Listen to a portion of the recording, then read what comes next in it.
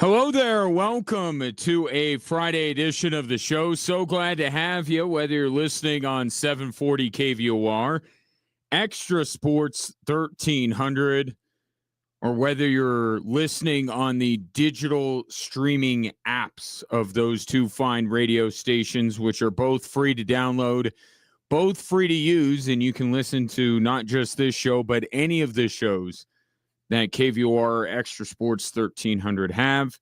And they are both sponsored by Diversus Health, Mental Health, and Well-Being for All. Of course, it will be a veritable cornucopia of sports topics coming your way over the course of the program, and I'd love to get your thoughts.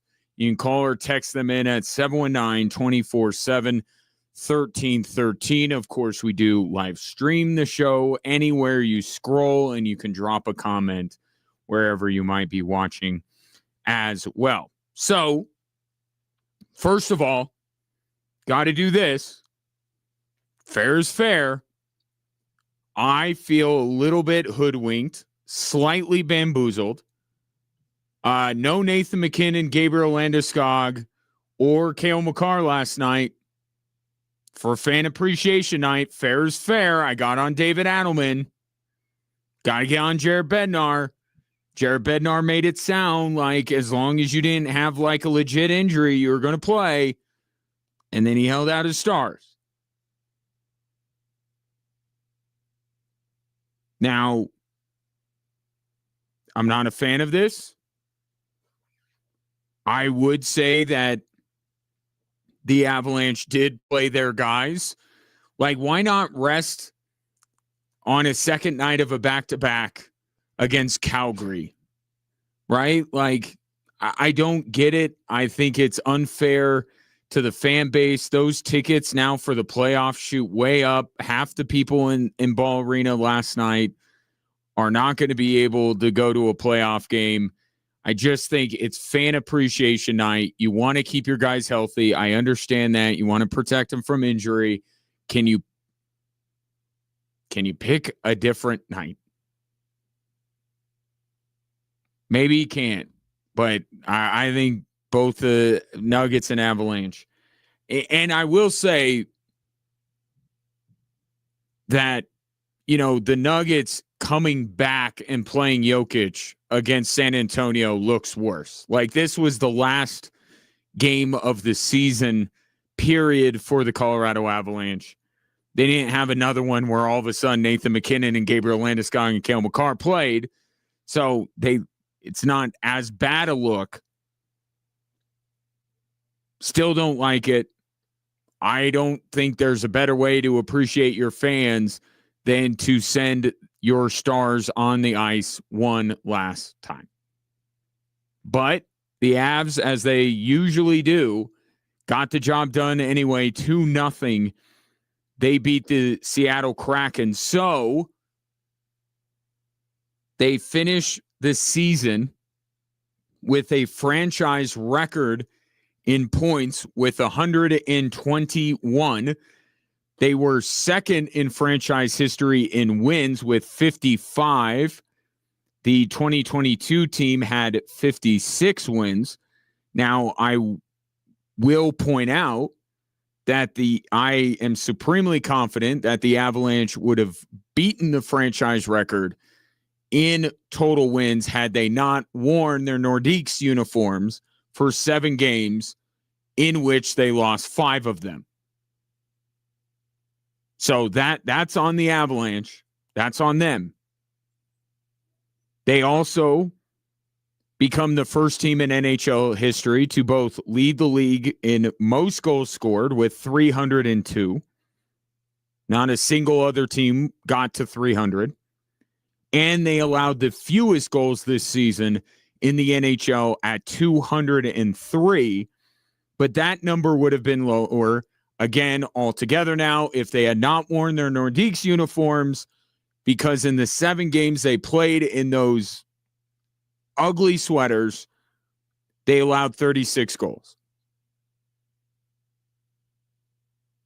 All told, though, pretty good season, as Jared Bednar will tell you. Solid. Solid season. Yeah. I mean, consistent. Not too many lulls in the season, really, where we didn't play, very close to the way we could play, I'd say. We think we had one segment middle of the season. It was 4-4-2, and everything else was meeting the playoff bar, and some of them exceeded those tremendously. So I thought it was focused team from start to finish. And I concur for what it's worth. I just thought there was a very business-like approach to this season. And I think a big reason for it has to be Gabriel Landeskog. Him being around for the entirety of the season, I think, led the Avalanche to have one of their best seasons in franchise history, because you look at what Gabriel Landeskog has been through, what he came back in order to do, and how could you look across the ice, see him out there and go, yeah, I'm going to let this one go tonight. Just not feeling it. Oh, you're not feeling it? Gabriel Landeskog went through hell for 3 years to get back here, and you can't muster the give a care a Wednesday night in Buffalo. Like, do your job. I think Gabriel Landeskog has a lot to do with why the Avalanche had the season they had. But also, they're really good.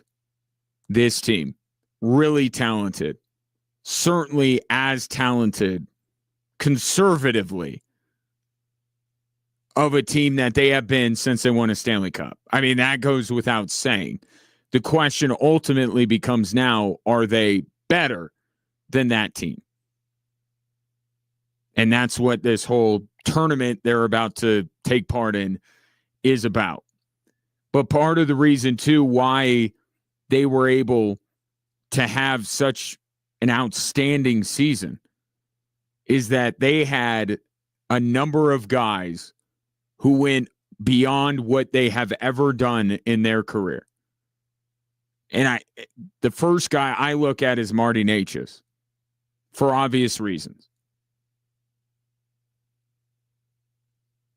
He ends up having career highs in goals and assists, 38 and 62 for a total of 100 points.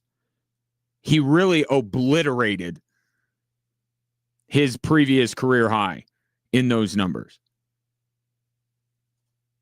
He was ridiculously good, and he was even better somehow coming back from the Olympic break. The questions of the drop-off between Mikko Rantanen and Marty Necas, those questions aren't being asked quite as much these days, and rightly so. He was terrific this year. You get depth, right? Like Marty Necas, you were expecting him, and I said he'd easily get 30 goals. He ended up with 38. He was approaching 40. That's not surprising. I think when you talk about the surprises this year for the Colorado Avalanche, how about Parker Kelly scoring 21 goals this year? Had one last night to end the season. His previous high was 8. I mean, this is like this year's version of Yoel Kiviranta. And then Valeri Nichushkin was this guy a couple years before that. Like, you look at their numbers and they're not even getting double-digit goals, and then all of a sudden they're popping up with 20. I don't think Kiviranta had 20 last year, if memory serves, but he obliterated his previous career high. And certainly, you know, the story of Valeri Nichushkin being kind of that first round maybe bust and then going to the Avs. And now he's a top 6 player for them. But Parker Kelly, 21 goals when his previous high was 8. In fact, that was the last 2 seasons. He cleared his last 2 seasons combined in goals. And then you had the emergence of Sam Malinsky. I mean, you look at his 40 points and his previous high is 15, a little misleading, right? Because he got a chance to play more than he has ever in his career. And really, Sam Malinsky's game is not scoring goals.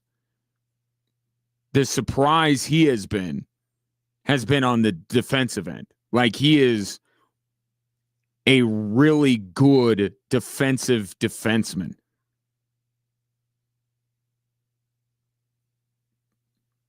And was one of the biggest surprises this year. And then a couple of others that surpass what they have been able to do. Nathan MacKinnon, right? 53 goals, wins the Rocket Richard Trophy. Never led the league in goals. Never scored 53 in a season either. So even their best player took his game to another level in some way. And then you have not the Lumberyard, the Woodshed. Both Mackenzie Blackwood and Scott Wedgwood with career best goals allowed averages. And they give out a trophy for the best goalie tandem. I believe it's the Masterson Trophy, if I'm not mixing them up. Hockey has a lot of trophies, but they got the award for being the best goaltender tandem this year. And Jared Bednar says it's not the first time that he's had multiple players have career years for his team, but he says it's something that you need if you're going to accomplish what the Avs accomplished. The guys having the big seasons, like you need guys to excel in their roles, right? And then still stretch into other parts of the game and keep growing. And I think we've had that. We've had that over the years too, from different guys. Right now, some of those guys are part of our core, and so I don't feel like this is the first year where we've had guys like sort of excel or hit season highs. But it's nice to have. The depth is nice to have. I think that's a tribute to not only those guys, but their line mates, teammates, and the consistency in which we played with. That's how you get that. Now, as we compare this team to the team that won the Stanley Cup, I looked at a couple of players and how they compare to key members of that Stanley Cup team. Marty Necas finishing with 100 points this year. Mikko Rantanen, the year the Avs won the Stanley Cup, had 92. Now, that wasn't the finest season of Mikko Rantanen's career. He had seasons with over 100 points. But the year the Avs won the Stanley Cup, Mikko Rantanen had 92 points. And then the question that has been looming over this team since they won the Stanley Cup, the second line center spot, I have said they were never going to find a second line center to replicate what Nazem Kadri did the year they won the Stanley Cup. 87 points, and he didn't even play a full 81 games. And Brock Nelson did not surpass that. Brock Nelson had 65 points. So it was just, I was curious about it. I'm not saying that, oh no, now forget it, the Avs winning a Stanley Cup, because again, I mentioned, Parker Kelly scoring 21 goals, the emergence of Sam Malinsky, Nathan MacKinnon. In the aggregate, the numbers say this is a better team than the one that won the Stanley Cup. But I just was curious to look into it. But even though Brock Nelson did not put together the type of year that Nazem Kadri did when the Avs won the Stanley Cup, I mean, there's no doubt in my mind that is the thing that the Avs have gotten back that they've been lacking, is the strength down the middle. Going from MacKinnon to Nelson, and then, maybe Nelson doesn't put up the numbers of Nazem Kadri, But if you took maybe Nazem Kadri and JT Compher's numbers from that Stanley Cup season and then put in Nazem Kadri's this year and Brock Nelson's this year, it might come out better. But the strength of this team down the middle was something that Chris McFarland had been chasing, trying to recreate. And I think he's done that and then some.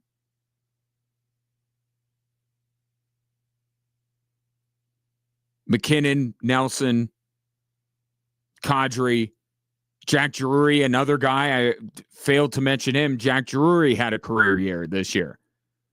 Those are your four centers. And then the blue line, with the addition of Brett Kulak, the emergence of Sam Malinsky, and then, of course, the goaltending tandem.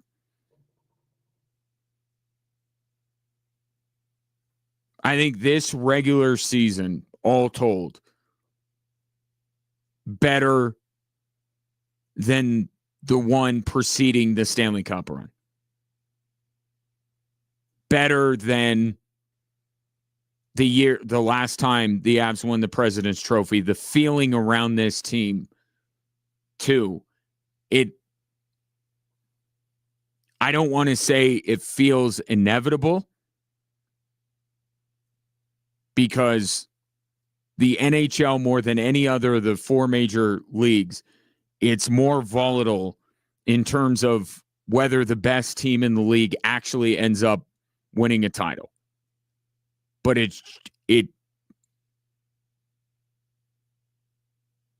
I just have a hard time imagining anyone else at the end of the Stanley Cup playoffs hoisting that trophy other than the Colorado Avalanche.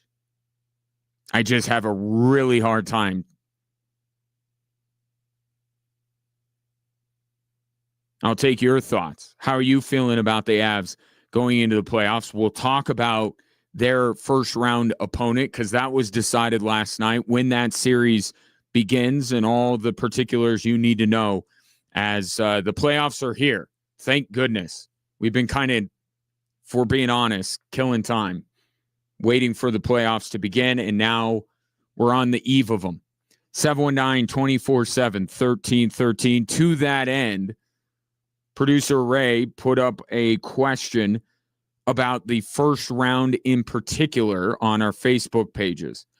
Nuggets, Avs, both, one or the other, your choice. What are your predictions for round one for the Avs and the Nuggets? Take your thoughts on that as we move through the program. Drive Time Sports on 740 KVOR and Extra Sports 1300.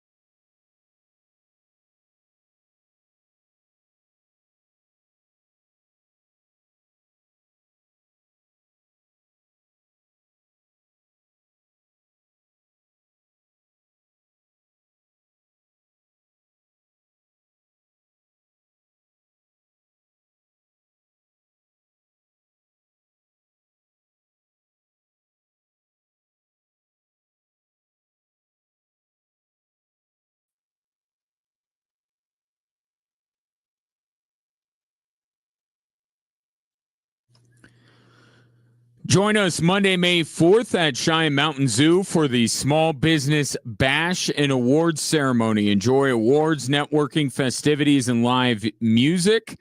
Then the celebration continues all week. Workshops, panels, networking events, all a part of Small Business Week, hosted by the Pikes Peak SBDC, Colorado Springs Chamber and EDC, and the Better Business Bureau of Southern Colorado. You can register for the event now at kvor.com.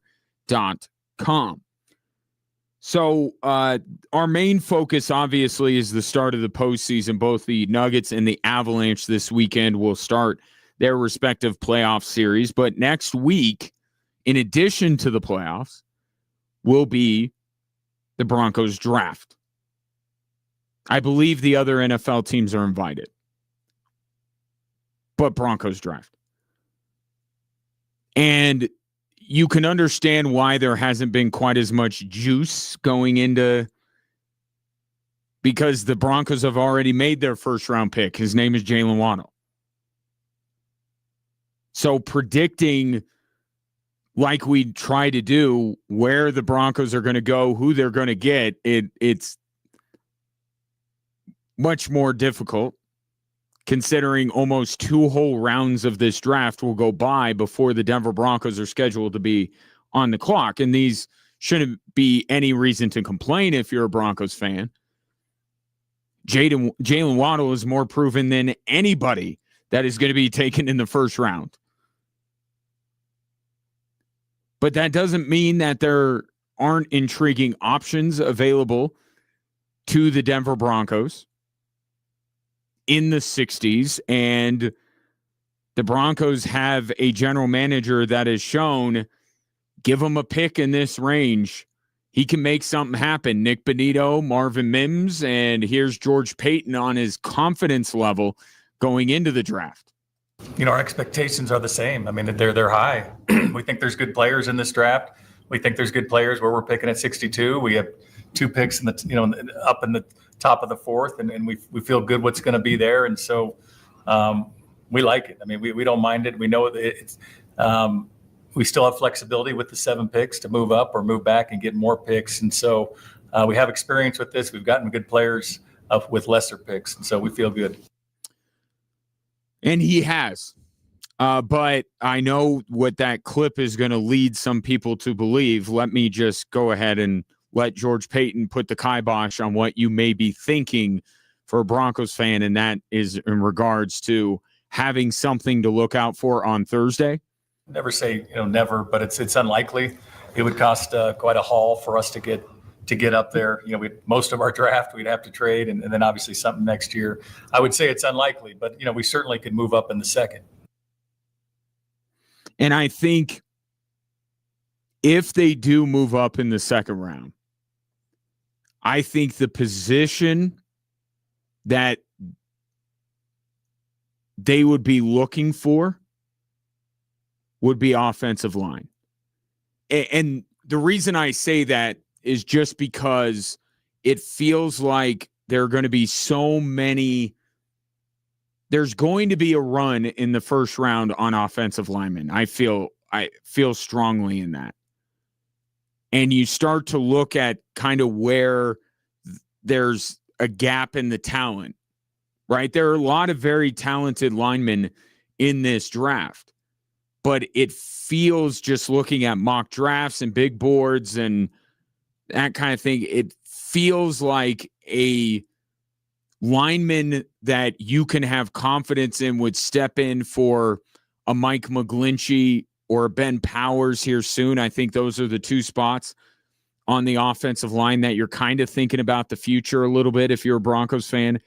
I think it'd be very difficult to have a guy that you would feel that way even by the time the Broncos are on the clock the first time. Couple of guys that, if you're a Broncos fan, like, hold out hope that maybe they're within striking distance of the Denver Broncos to move up, because I think it would be smart in an ideal world for the Denver Broncos to add to their offensive and defensive lines. The Philadelphia Eagles way of doing things, I think, is smart. When you have no glaring needs, which is what situation the Broncos are in right now, having gotten Jalen Waddle, this draft is about building up the depth on this team, and you can never have enough depth in the trenches. So Max Iannator of ASU, if he becomes a Bronco, I promise you I'll pronounce his name smoother. Tackle prospect out of Arizona State. I think he could be within the realm of possibility of the Broncos moving up to draft him. There are a couple of interior lineman prospects, one out of Texas A&M, and then how about this one? You know, we do this every year. Like, who just feels like a Bronco? How about Emmanuel Pregnon? Maybe you haven't heard of him. Played his college ball at Oregon. Doesn't that feel like now Broncos are going to come away with somebody from the University of Oregon, right? And Pregnon, a position that the Broncos would be smart to invest in. A guy that's probably going to be a second-round pick. More Ducks, potentially, for the Denver Broncos. I don't know if any of those guys are going to be available at 62, but I don't think they're going to be gone in the first round. So if realistically the best opportunity for the Broncos to trade up is in round 2, those are the positions and some of the names that I think maybe, because why do you trade up? You trade up because there is a guy either at a position that you really covet, or there's about to be a big drop off in the quality and you want to go and get that guy.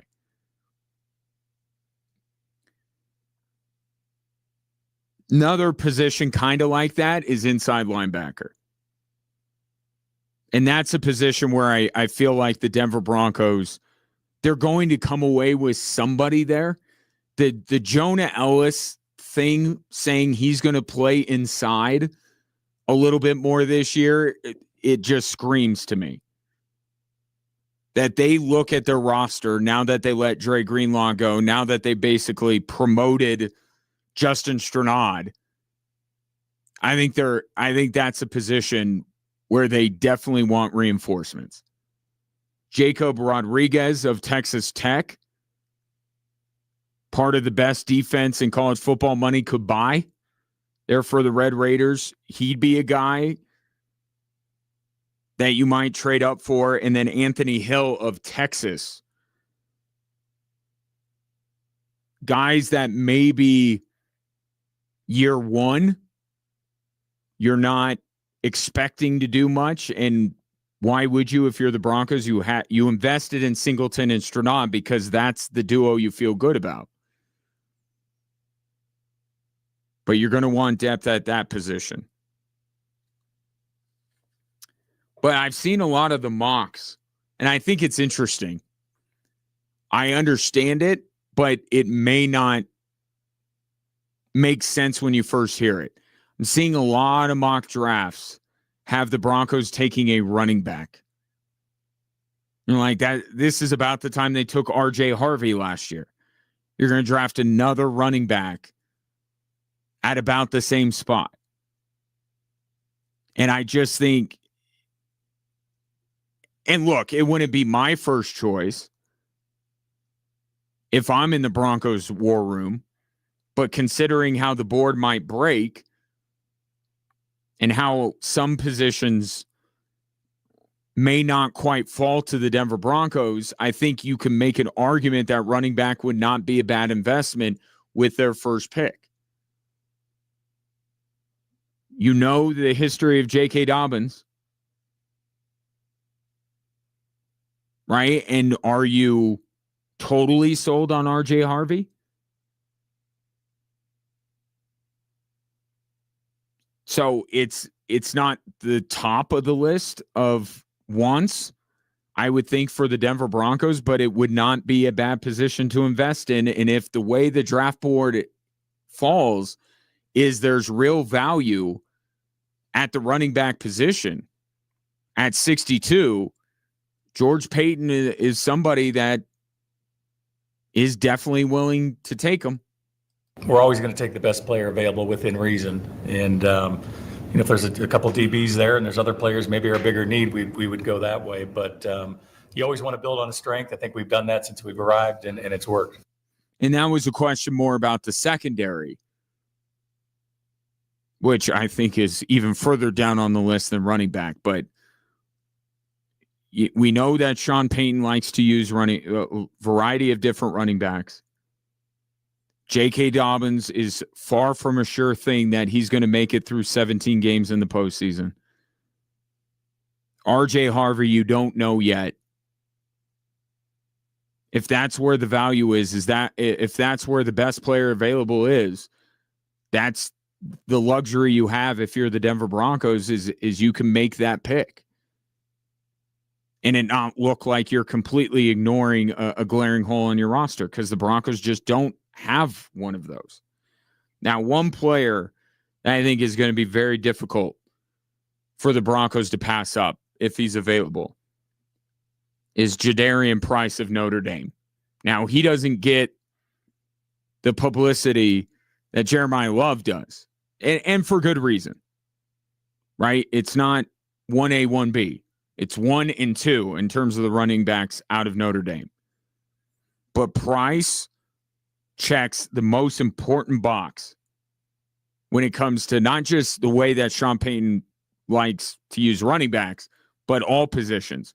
Versatile. This guy was maybe the most versatile player at his position in all of college football. If that guy is available at 62, I got to imagine Sean Payton's looking over at George like, get him. But again, it's a volatile situation. I mean, George Payton has done very well in these drafts, especially around the pick that the Broncos have, but you just don't know. And they really can't be a player in this thing. So they're just going to have to kind of sit back and wait and be opportunistic if somebody slips a few picks. But George Payton, my gut feeling when it comes to this Broncos draft, George Payton gave up multiple picks to address a need right now on the Denver Broncos with Jalen Waddle. I think in George Payton's perfect world, he keeps every single one of these picks. Or at least keeps the vast majority of them. I don't expect the Broncos to make a huge move up the draft board, but they do have a history of being selectively aggressive. So I wouldn't rule out the Broncos moving up at any point in the draft, but I think George Payton's like, I did the Jalen Waddle thing. Now it's time for me to go to work. Let me have all my picks and let me build the depth of this team, because now you're starting to think about a world where Bo Nix makes a lot of money. I mean, we're not quite there yet, but as you plan your roster out multiple years, you got to start thinking about the guys that aren't going to be around, and do you have reinforcements ready because you're inevitably going to lose guys once Bo Nix gets paid. So I think George Payton would like to keep as many of his picks this year and moving forward as he can. But that's next Thursday, or for the Broncos next Friday when the draft starts. And we'll split our time, not evenly, because we have two teams in playoff series. And to that end, want to put this out there, and I'll continue to solicit here. We will be doing our own mock draft. If you're new to the show via KVOR, you may not be aware of this. We do a mock draft, and what I would like to do is have you make the pick for your favorite team. So it's easy enough. If you have a favorite team that you want to represent and you'll call in or text in when we do this next week, it won't be Monday. Probably be Tuesday, Wednesday. Try to split it across 2 days. If you want to represent your favorite team, just reach out 719-247-1313. Call Dibs, and we'll get you on the list. We're currently getting our guest pickers in, and then any picks that are left open, I will take them. Or Ray and I have discussed maybe using AI for a couple of these picks, although you know how I feel about machines. I'll probably make every pick that is not taken by you.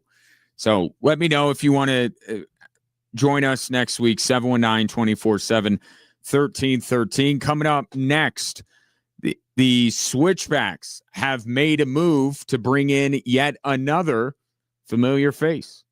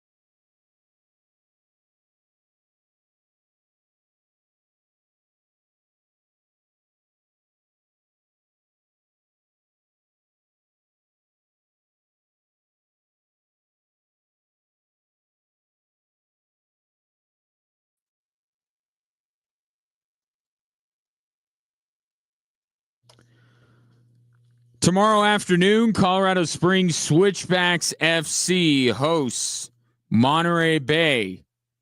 It's a 3:00 kickoff. Tickets still available, switchbacksfc.com. And if you are out there tomorrow, you may recognize the newest member, the new old member, the old new member of the Colorado Springs Switchbacks, and that is Tyreek McGee. The club announced today they have brought Tyreek back, and he is available to play tomorrow if Alan McCann sees the need. And this is the second member of the championship team from 2 years ago that has returned after a brief absence. Of course, Speedy Williams, and we're all eagerly awaiting Speedy's return to the lineup. Every time I talk with Alan McCann, it seems like Speedy's checking off another box, taking one step more towards playing. But Speedy Williams, when in any sport, when a team wins a title, the stock for the players on that team is never higher. Right? We saw, Bruce Brown with the Denver Nuggets, Nazem Kadri with the Colorado Avalanche, Malik Jackson back with the Broncos Super Bowl 50 team. There's always the Sharks are circling. And you just can't begrudge a guy for wanting to parlay the best season of his career into a dream opportunity. And Speedy Williams, with Lexington coming aboard, were willing to throw around some money to put together their first team. And Speedy Williams went.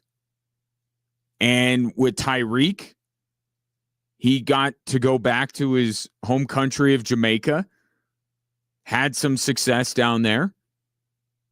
Maybe both kind of realized that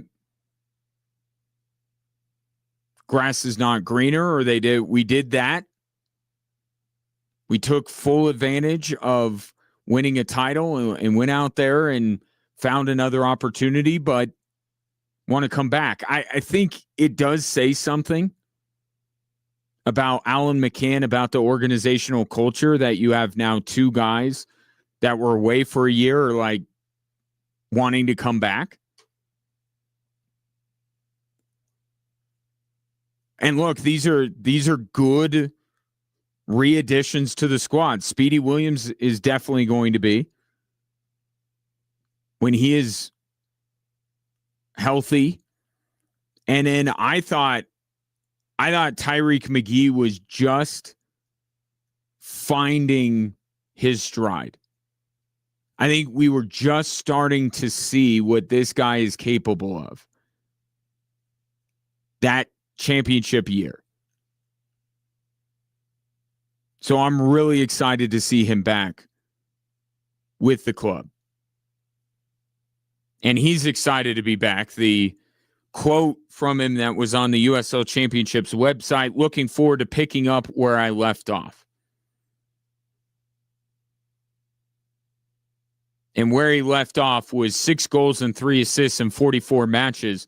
But I think the vast majority of his production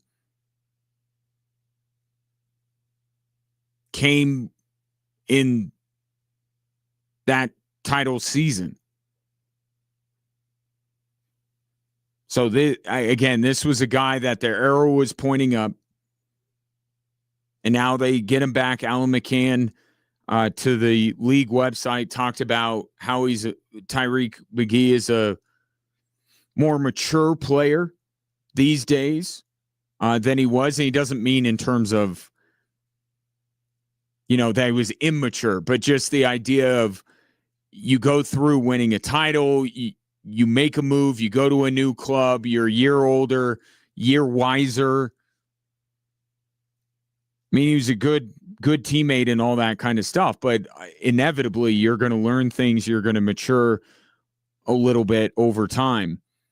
So I think this is a guy that can kind of provide some competition for Adrian Perez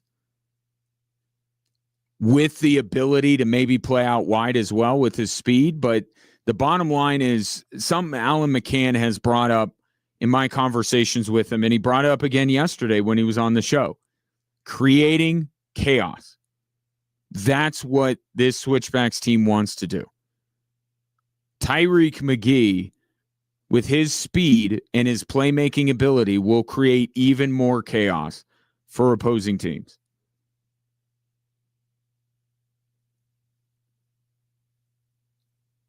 So this reacquisition of Tyreek McGee fits in perfectly with the vision of Alan McCann, which isn't totally surprising given that Alan played a role in Tyreek being here in the first place.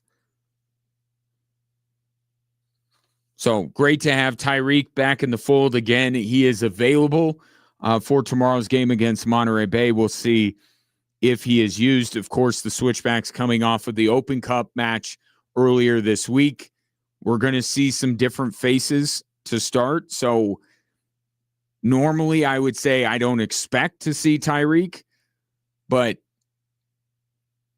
depending on how everyone came out of that game on Tuesday against Sporting Kansas City, I think there's an outside shot we see him. So looking forward to that. And then maybe Speedy. Maybe we'll see Speedy Williams back in the lineup as well. Again, 3 o'clock tomorrow afternoon, you can hear the match on Extra Sports 1300. Roland Vargas and I will have that one for you. Speaking of soccer in this state, it's kind of hot right now. Right? 63,004 fans at Denver Summit's first game. You have the Switchbacks winning against an MLS team for the first time in club history, and not that far removed, obviously, from a championship.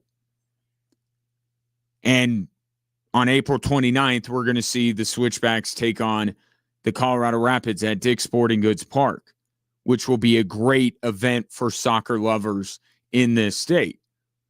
And then there's the big event of this weekend regarding the Rapids, because they are playing at Empower Field against Lionel Messi and the reigning champions from Miami.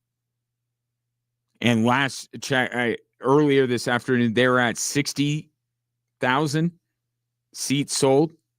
We are a little bit of a last-minute state, right?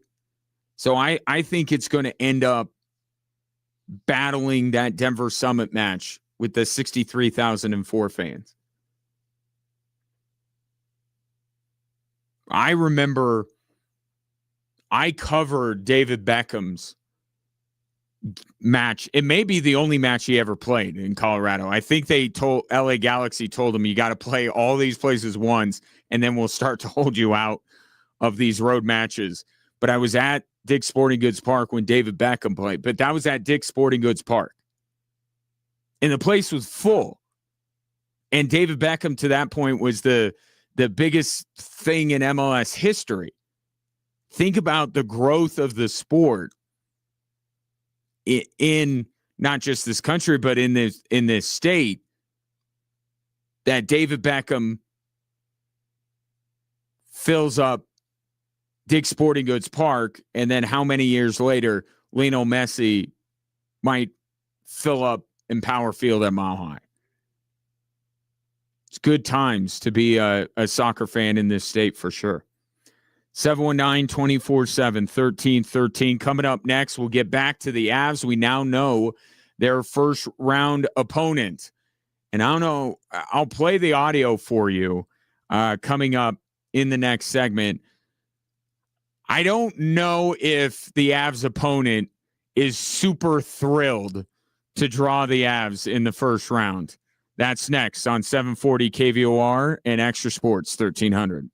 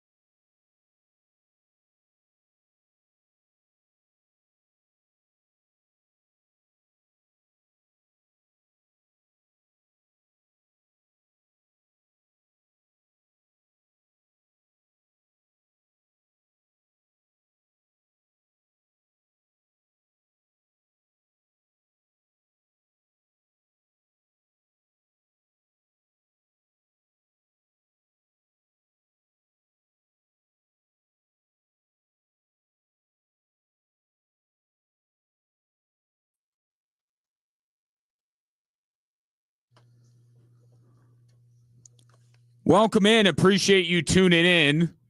I know if you're in Colorado Springs that it's not a delightful Friday, but it's a Friday nonetheless.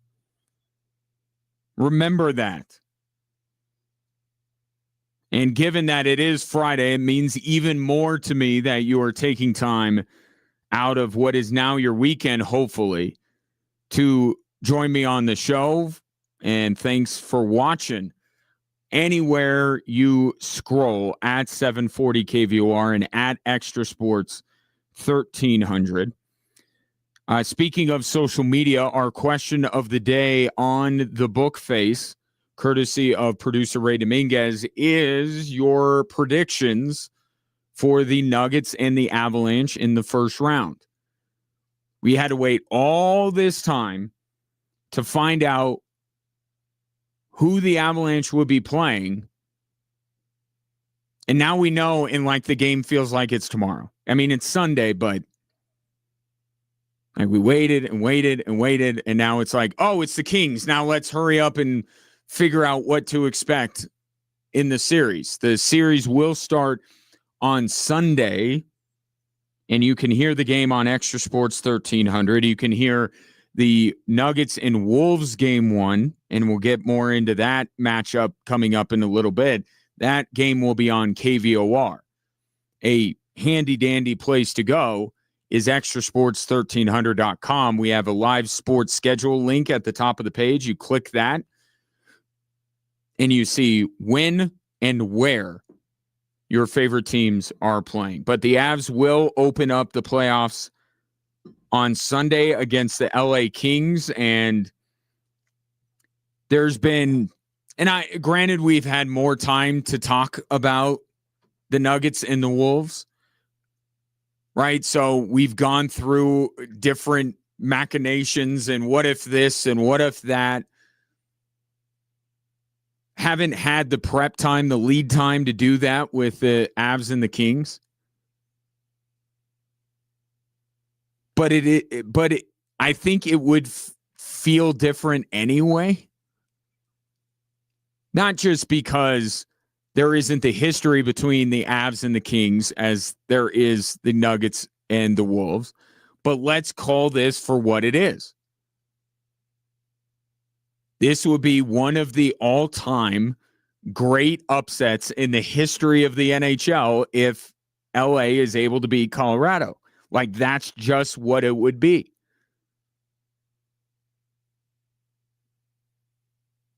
And I just don't see a way that the Kings can beat the Colorado Avalanche in a 7-game series.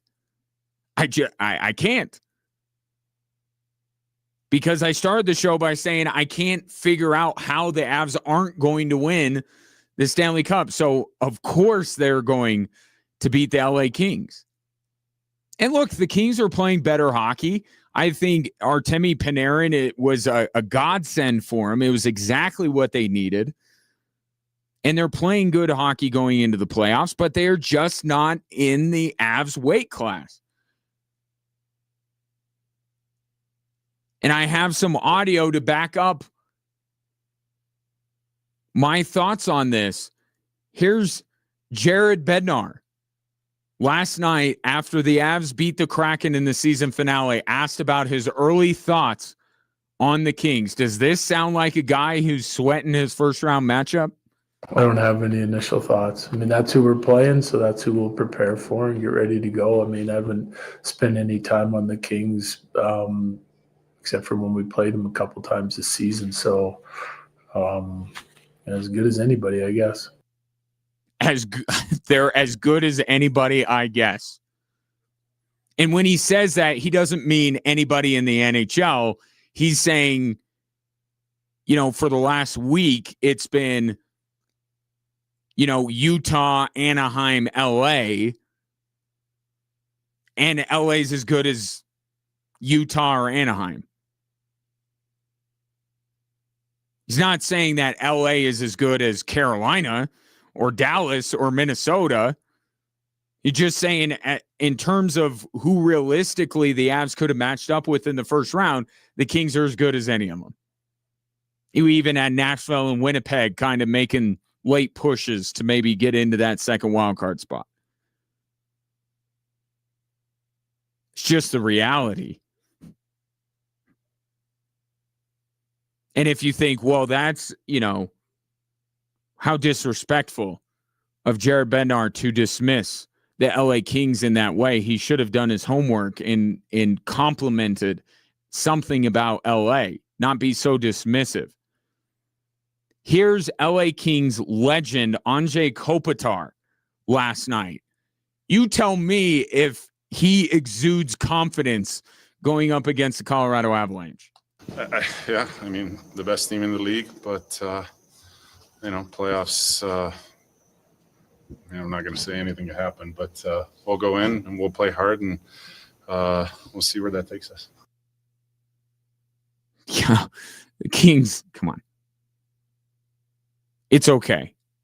It's okay to say that a team that led the league in most goals for and fewest goals allowed and won the President's Trophy and had the most points in their franchise's history and is led by the Rocket Richard winner and should be Hart Trophy winner and has, a multiple-time Norris Trophy winner. It's okay to just acknowledge this for what it is. If LA is able to knock off the Avs, then they make NHL history. But it's not in the cards. And excuse me for being dismissive of the LA Kings, and I like the Kings, and I love Anze Kopitar.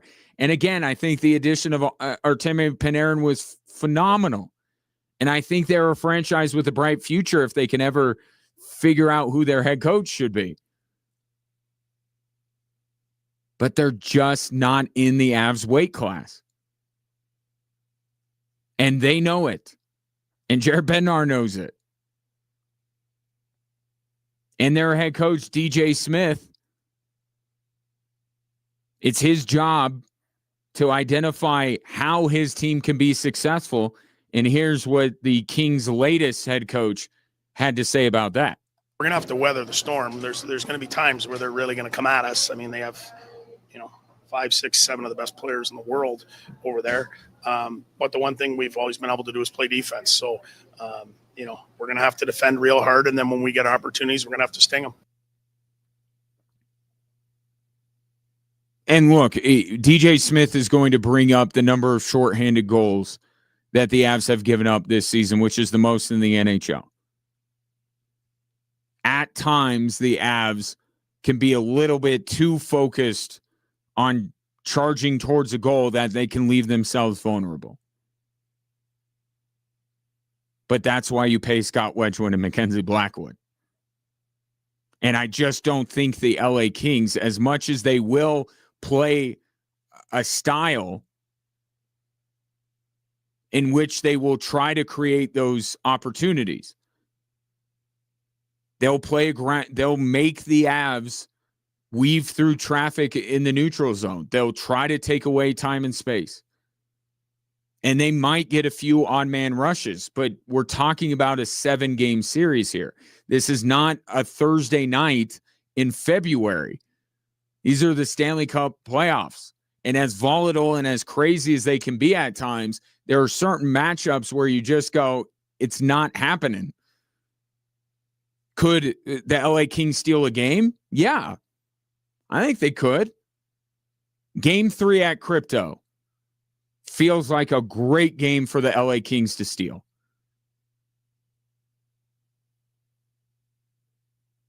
But we know what this is. All the parties involved here understand what this is. And I do think it will be a nice transition from the regular season, especially one where for the better part of 2 weeks, you've had nothing to play for, to lock in. And look, the Kings are going to be desperate. That desperation level is just going to keep going up throughout the postseason. They're playing for their captain and Anze Kopitar. It will be good for the Avs. It will be a good first-round matchup. As good as they were going to get, given where they finished. But we're kind of biding our time to round 2. from the Avalanche perspective. Doesn't mean that round one's not full of intrigue across the NHL. It is, just not here. And I think from an Avalanche perspective, I think the two things that you're looking at for this series, but it's really longer term as well in these playoffs. One is goaltending. How is Jared Bednar really going to handle that? Scott Wedgwood started last night. There's going to be today, tomorrow. Got to imagine Scott Wedgwood is in goal for game one. Is Jared Bednar really going to rotate these two guys? Because they play Sunday and then they play on Tuesday. Could we see Wedgwood game one, Blackwood game two, and then there's a little bit of separation between game two and game three?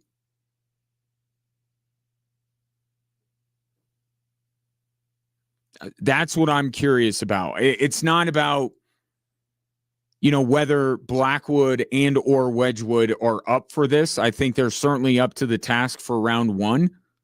But is Jared Bednar really going to treat this the same way he treats the regular season? And at what point does he settle in and decide, all right, this is who I'm going with? I will retract my statement if this turns out to be the case. I don't think Jared Bednar rotates these two guys the entirety of the postseason. I just don't see it. But is he going to give both of them a chance to show something? I think he will. And that's why this is a perfect first-round matchup as well, because you'll be nervous as all get out if you're an Avs fan, if you're doing this against Minnesota or Dallas. You can afford to do it against the Kings, and then Jared Bednar will make an assessment, and I think he ultimately decides on a guy that's going to be in goal for the most important games of the series. And then it's the power play. What is that going to look like? Mark Kisla, columnist for the Gazette, had a great tweet today. And I think it sums up these playoffs with the Avalanche and the Nuggets perfectly. And I'm paraphrasing, but he essentially said, I need a reason to believe the Nuggets will win a title. I need a reason to believe the Avalanche won't. And I think it sums it up perfectly. So to answer his second question, what would be the reason the Avs don't win? It's that the progress you've seen from the power play post-Olympic break is not ultimately who they've become. Right? That there will be some regression to the mean. And the mean this year is they're in the bottom five in the power play this year. That's where they ended up. So the power play is going to be the thing, because over the course of 82 games, this is still, on balance, not a good power play. But it's been a tremendous power play since they came back from Italy. So that's one of the lingering questions.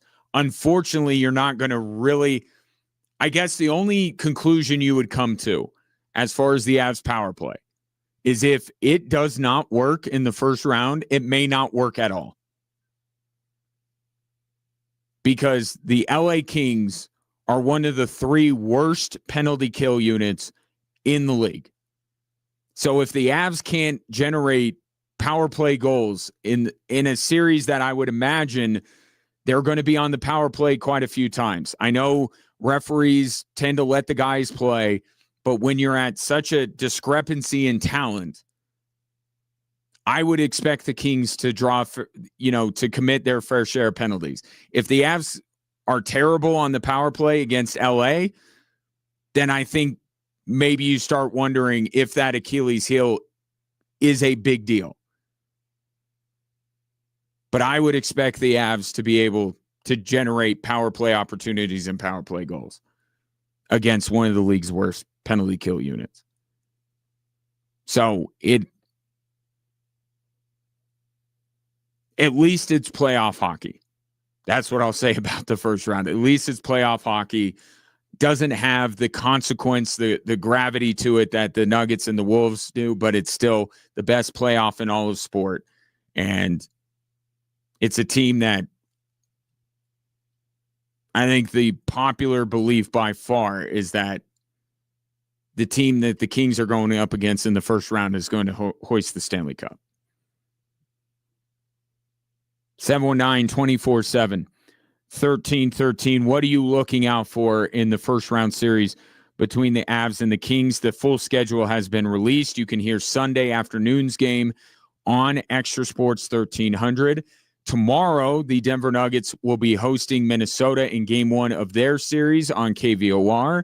Here's coming up next, some of the last thoughts from David Adelman going into game 1. You're listening to 740 KVOR and Extra Sports 1300.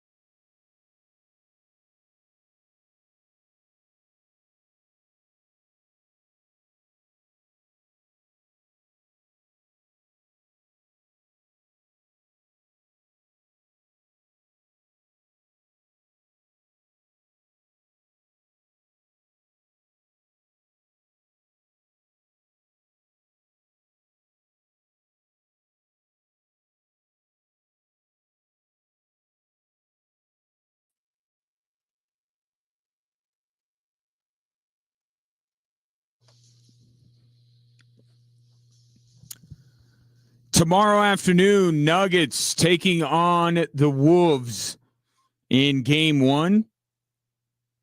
1:30, 740 KVOR. Let's get to some final thoughts, shall we, before this series begins. All week, I've been saying that this is not the Wolves of old. I get the history. It's hard to separate from that. This is just not the same Wolves team as it was 2 years ago, and it's not the same Nuggets team. And one team I think is better from what they were 2 years ago, and I think one is not better, and in some ways not as good, especially when it comes to going against the Denver Nuggets. Here's David Adelman kind of backing me up on this. The level we were playing at that year was very different than 24. I thought 24, we were a very tired, exhausted team that had a really disappointing end of the season, losing in San Antonio with a chance to get the 2 seed. So this team feels very different. But I will say, to the earlier question, Carl is a real center, being backed up by another real center. And it was tough. And, Alexander Walker was very impactful. And so I said this the other day, these are totally different teams. The same main actors, but a totally different movie, in my opinion. And the Minnesota movie isn't as good.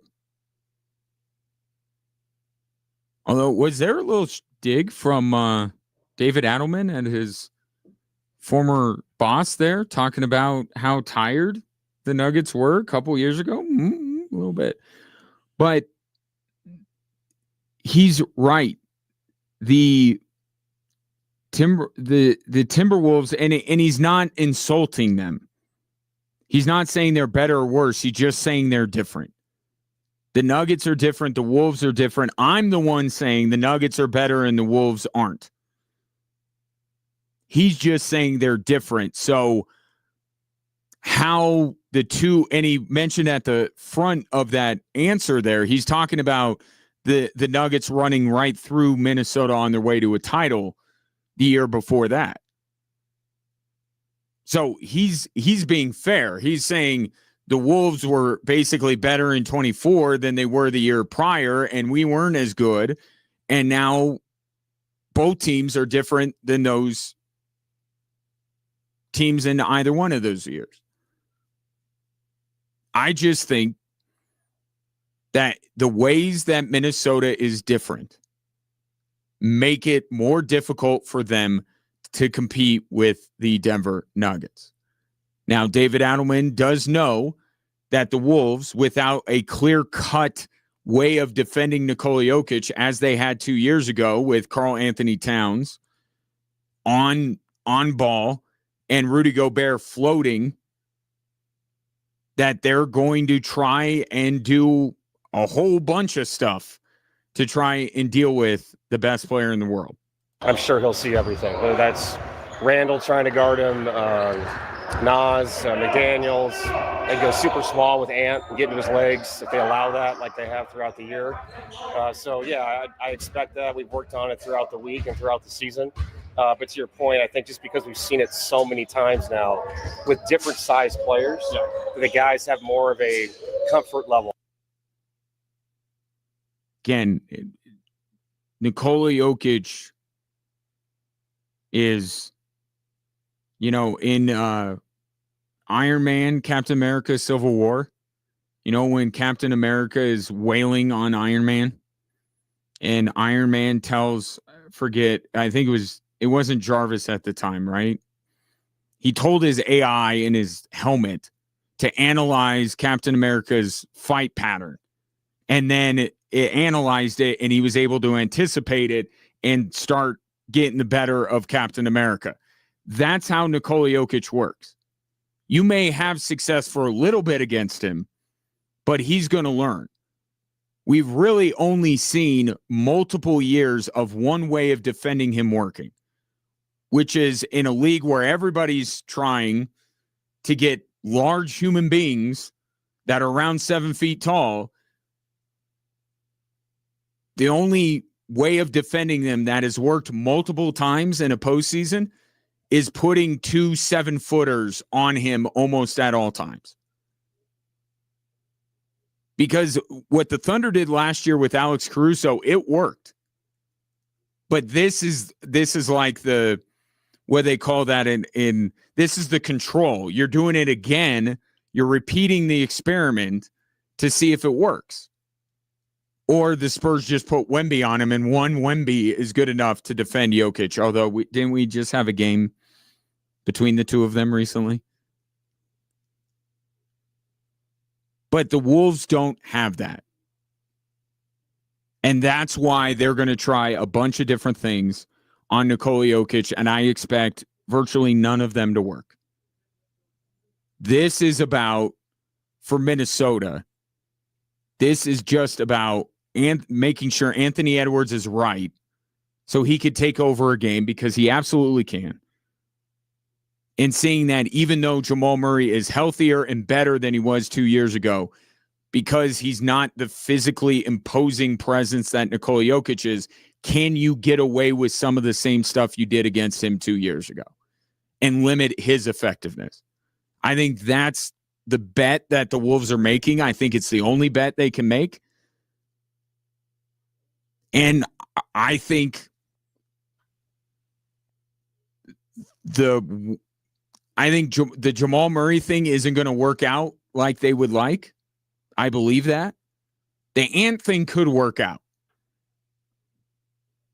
Like I've said it all week.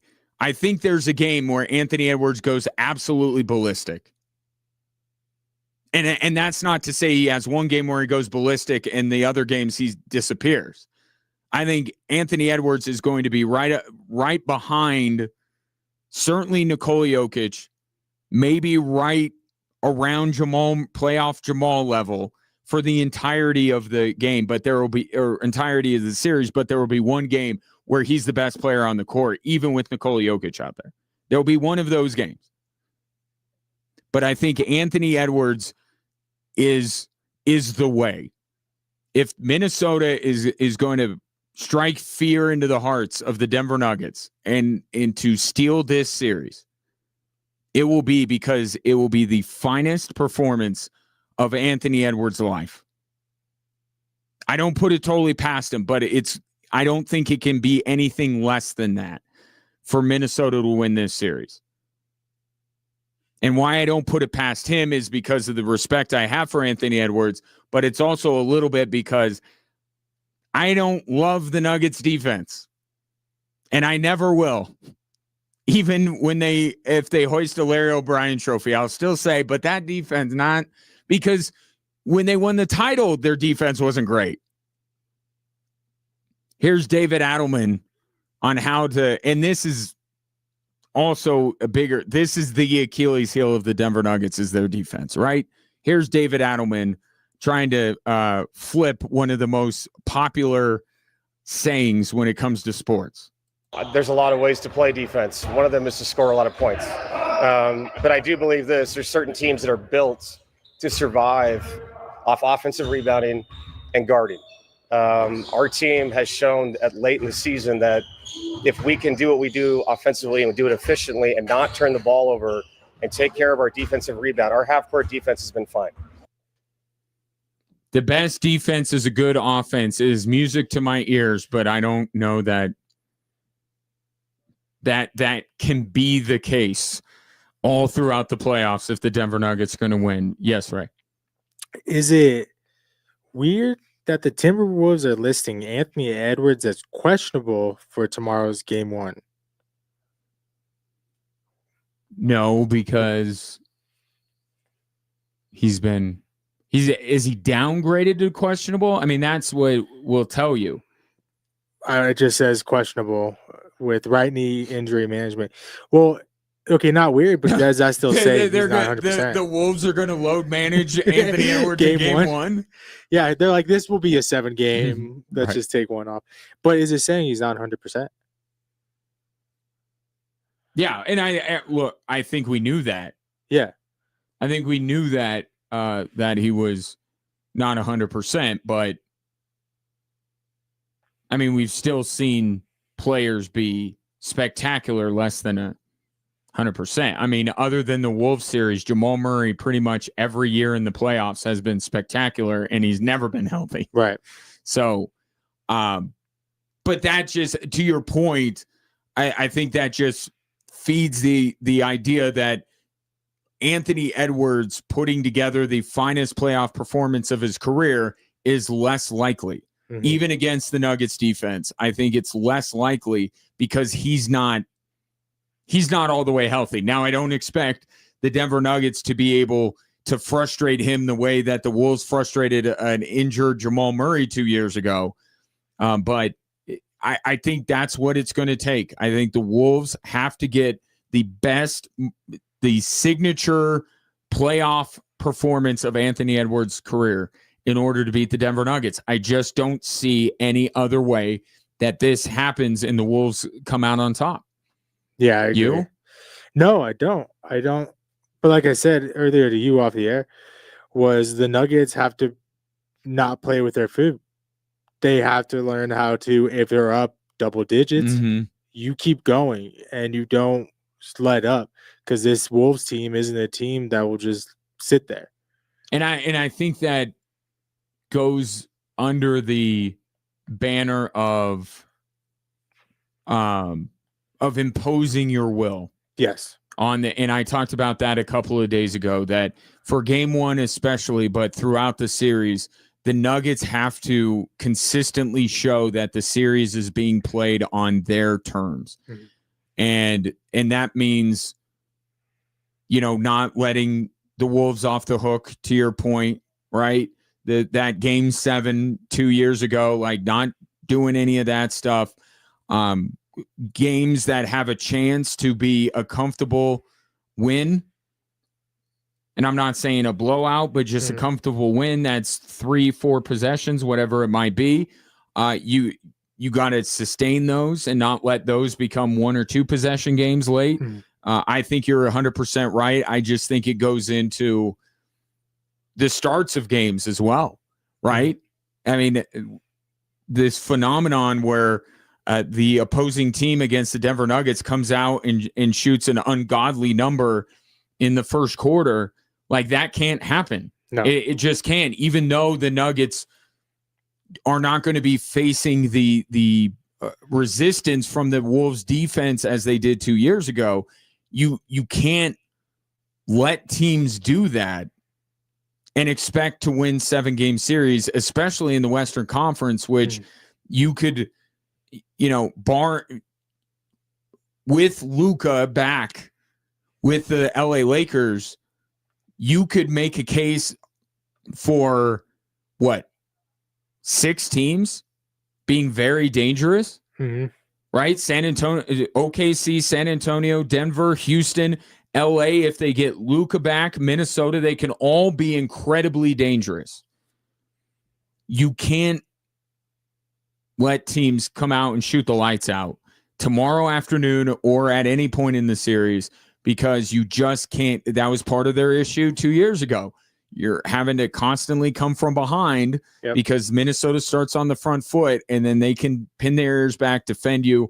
That stuff can't happen. And the Nuggets can, I think tomorrow,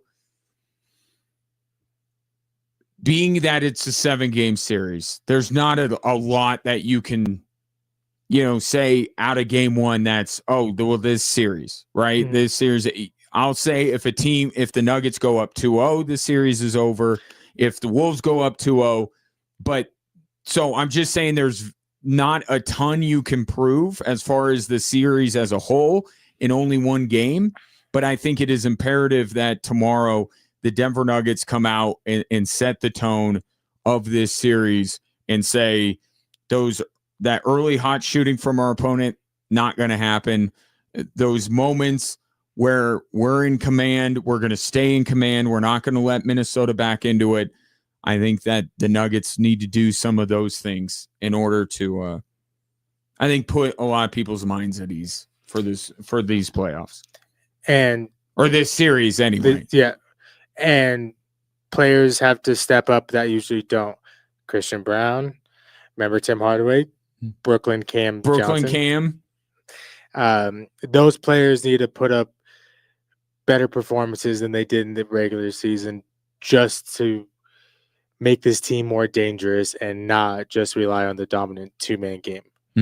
Because everybody figures it out, but they know to put their defense towards Jamal and Jokic. Yeah.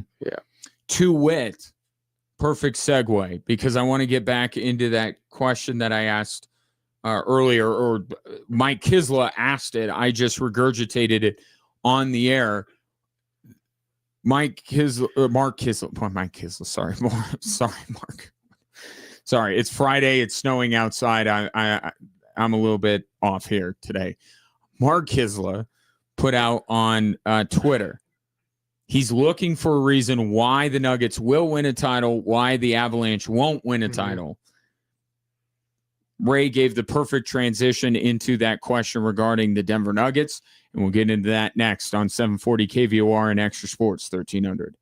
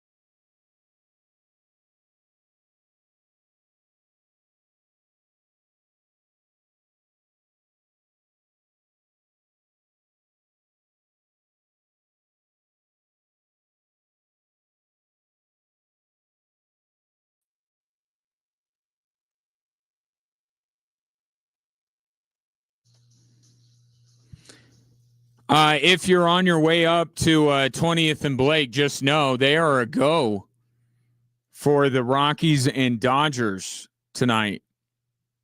It was I have no concept of like what I really believe. I looked out of our studio window a little while ago, and I told Ray it looks better than it did, but I'm just looking through a different window. It may not actually be any better outside, but it looked worse in Denver, specifically at Coors Field, which is weird because I get reports from elsewhere in Denver and it's sunshine and 75 degrees. It's just snowing at Coors Field. That's wild. That's a sign. Do not play this series against the Dodgers. Do not let Shohei Ohtani go against Michael Lorenzen in this series under no circumstances. Somebody's looking out for the Rockies, but no, they're gonna play the game.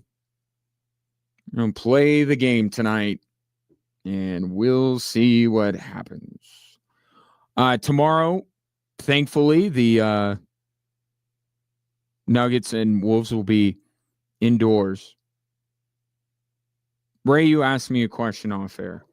Will you ask me the question on air so we can keep the showbiz side of this show going? Yeah. Okay. What was the I asked you question a few just questions. asked me? Oh yeah. So it was. We keep talking about 2 years ago, obviously because the Wolves. But what True. is the feeling between this year's team and last year's team?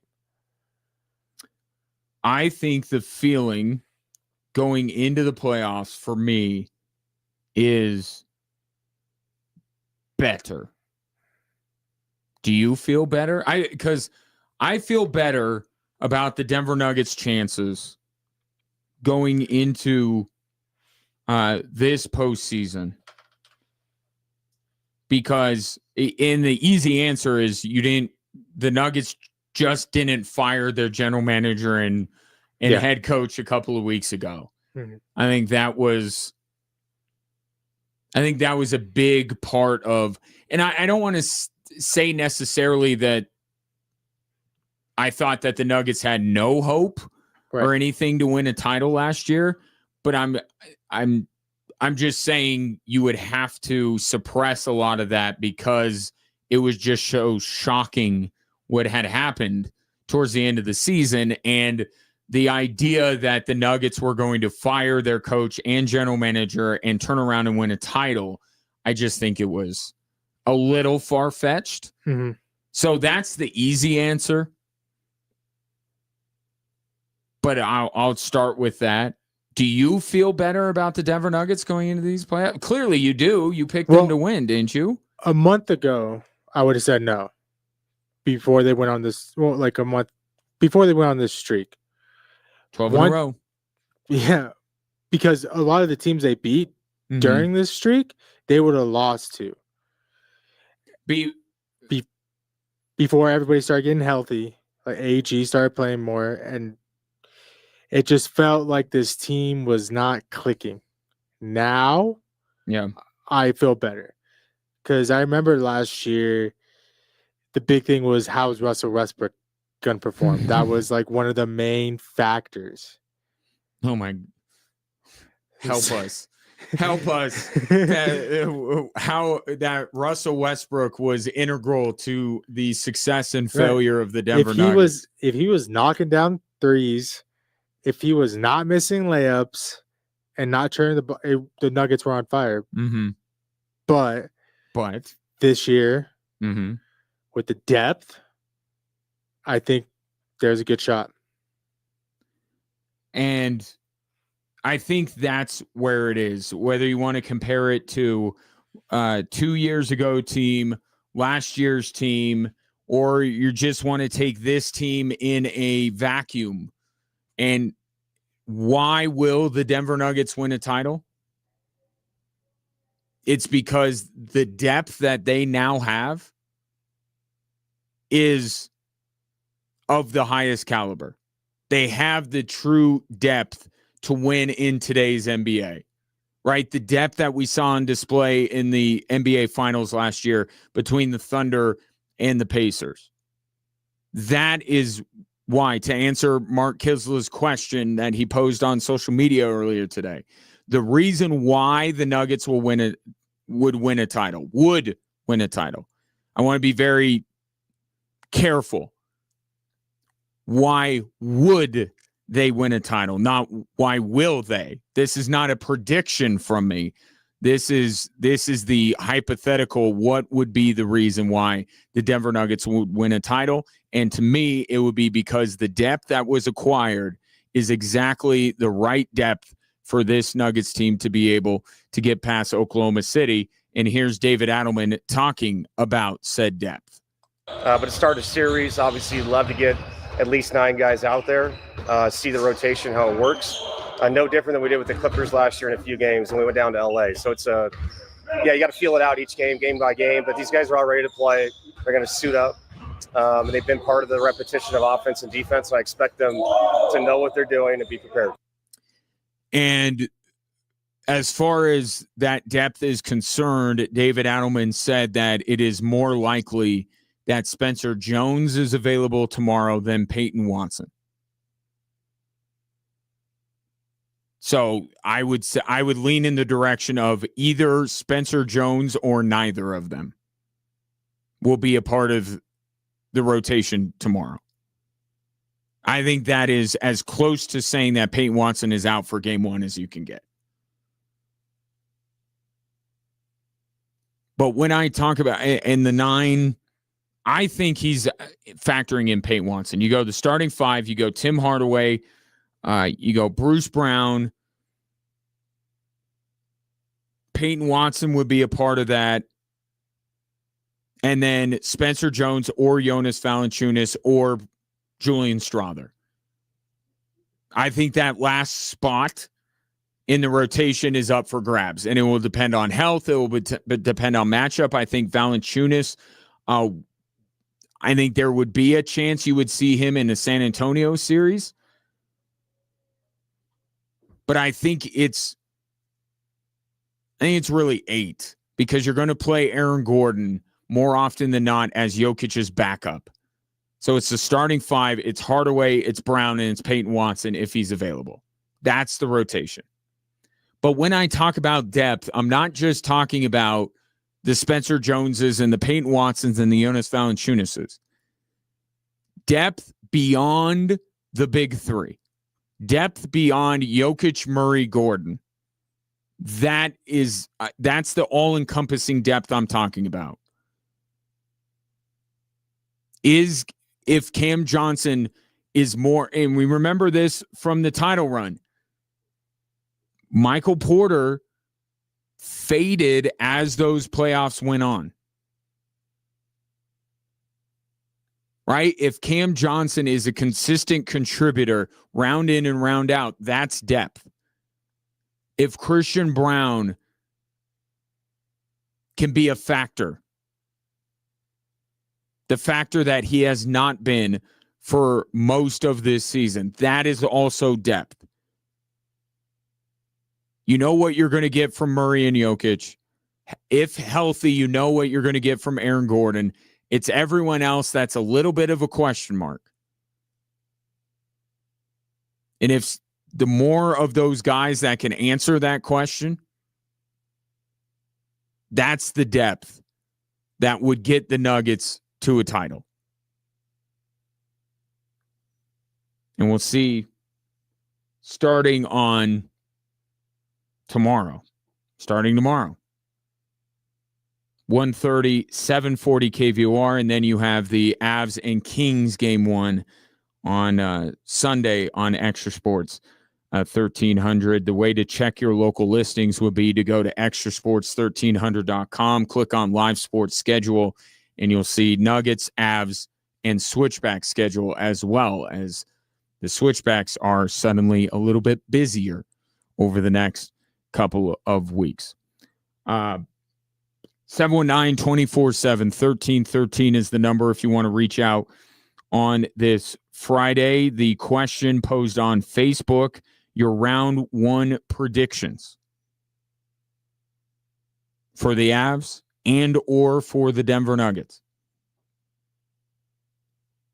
I will say Avs in 5, Nuggets in 6. What say you? 719-247-1313. More Drive Time Sports after this on 740 KVOR and Extra Sports 1300.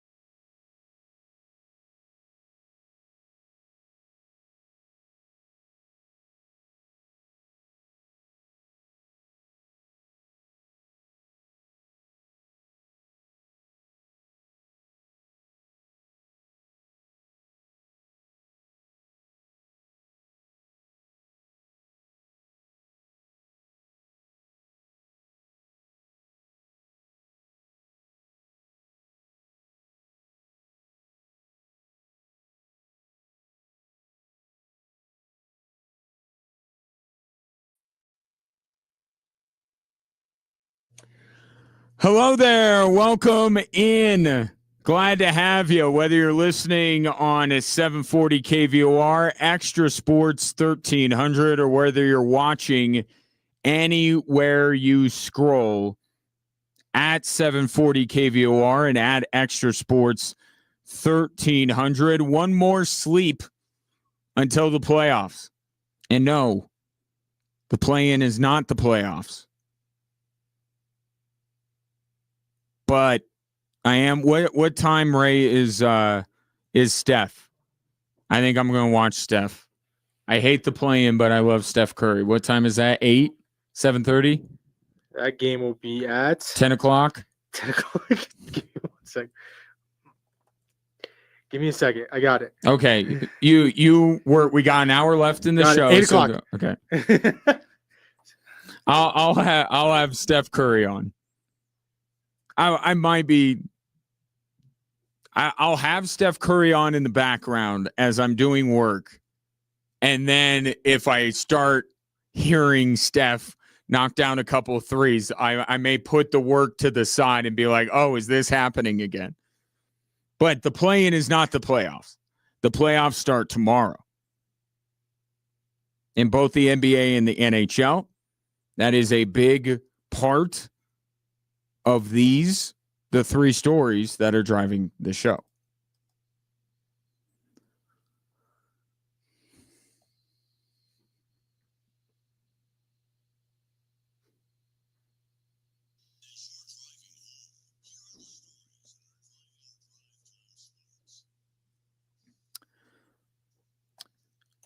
All right, let's start with the end of the Colorado Avalanche regular season. Here's Jared Bednar.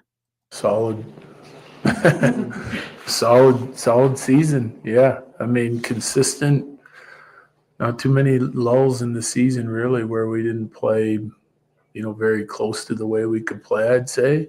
I think we had one segment in the middle of the season. It was 4-4-2, and everything else was meeting the playoff bar, and some of them exceeded those tremendously. So I thought it was a focused team from start to finish.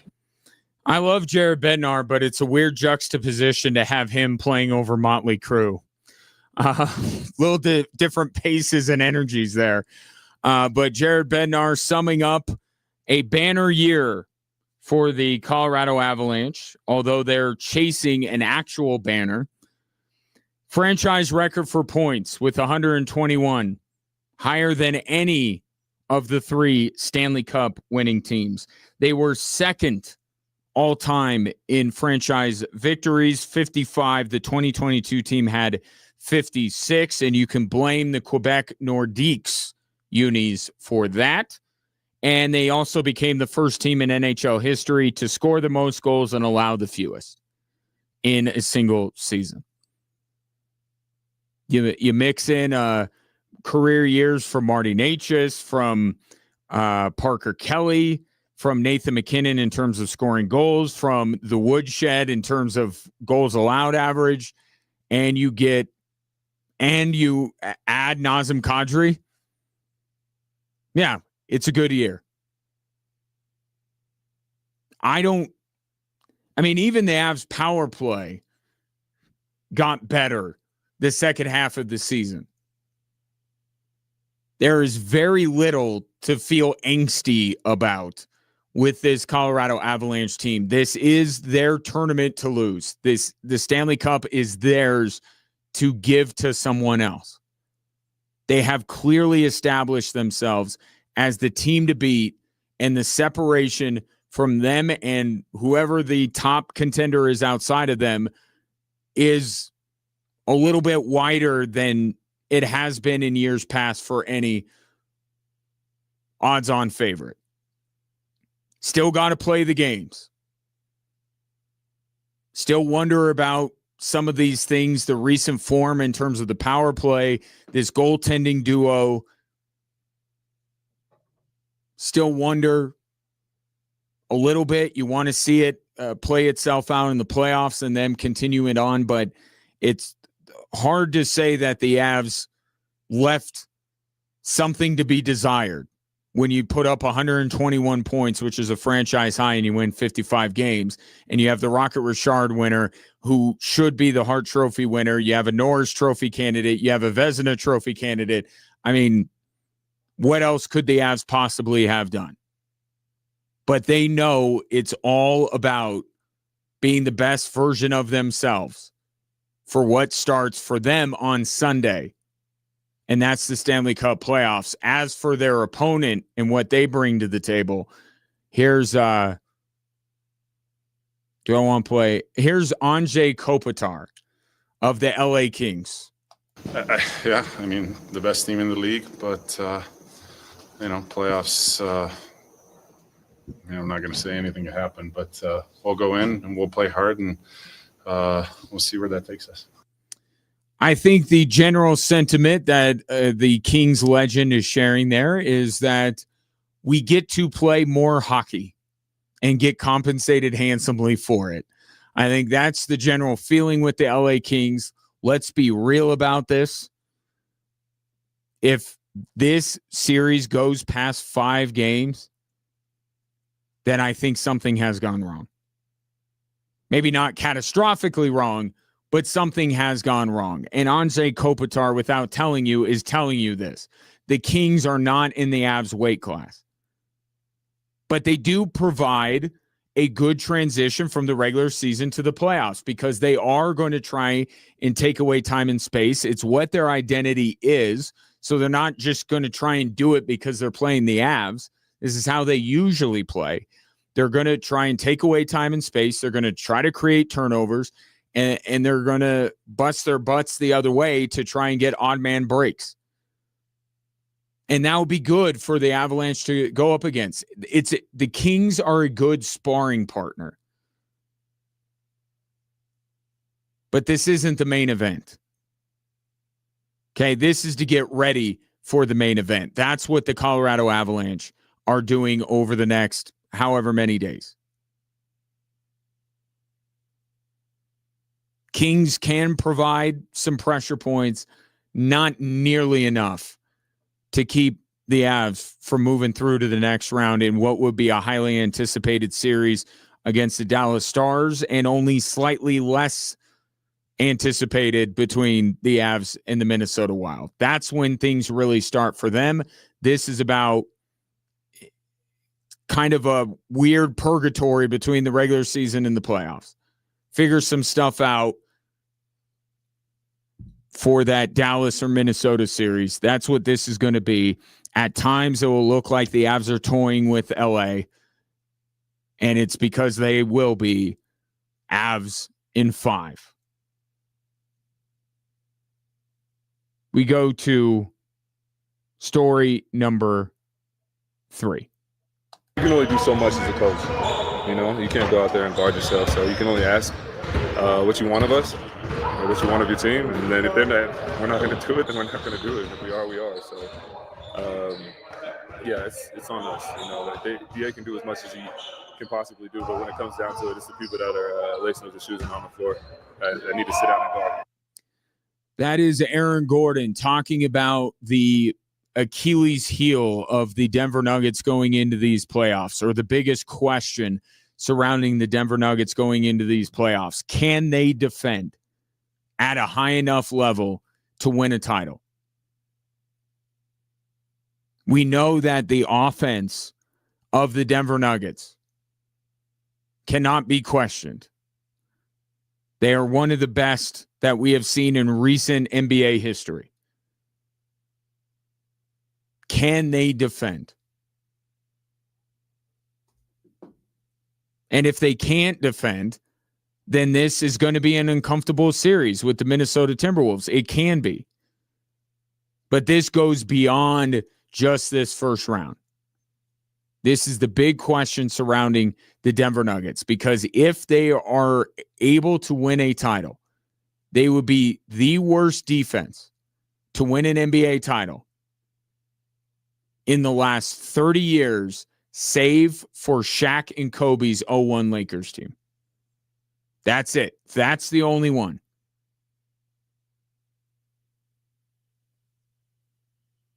And while I expect the Nuggets offense to be enough to get through the Minnesota Timberwolves, I think you do want to see signs starting tomorrow that this team has another gear defensively.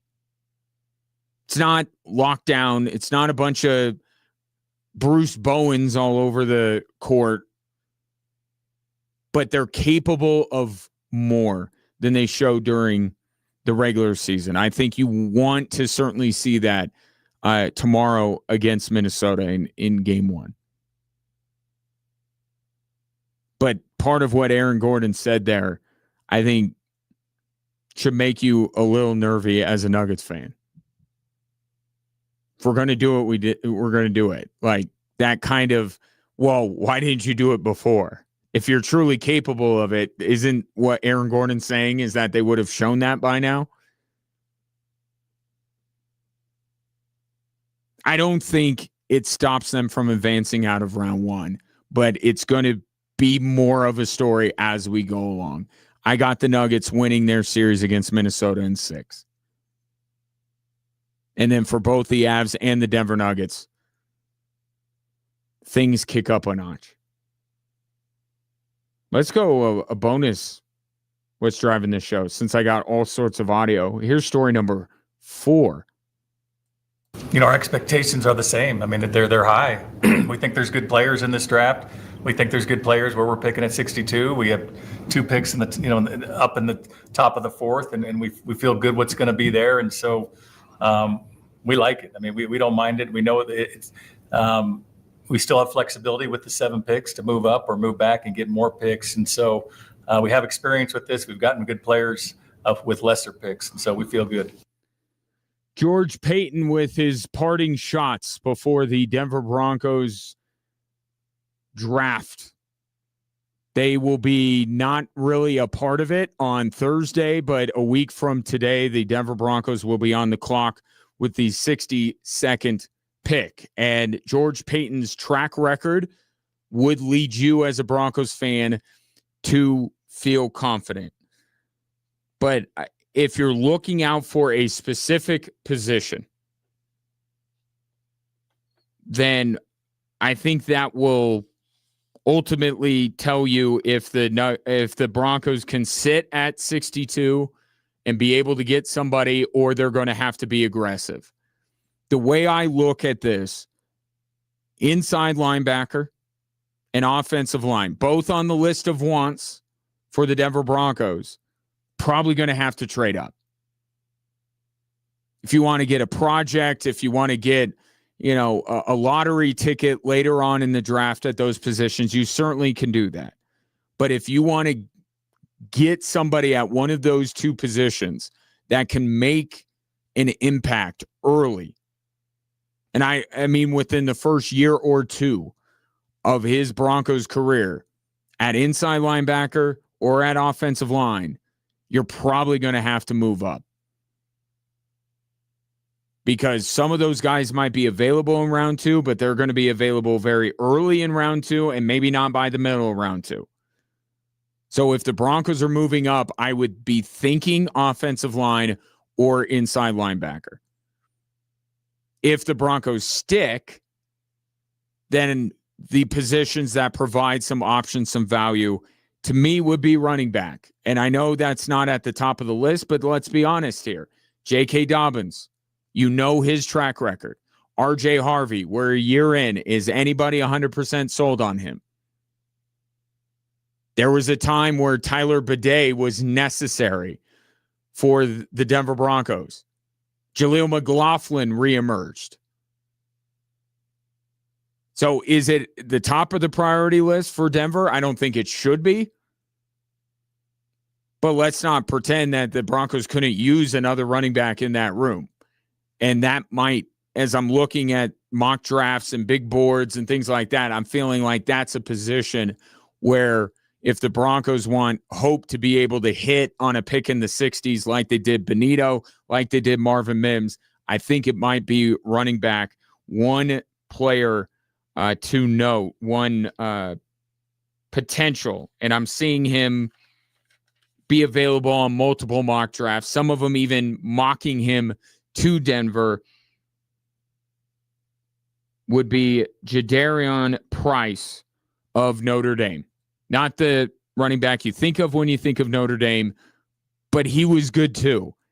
And the one trait that he has that Sean Payton would very much value, versatility.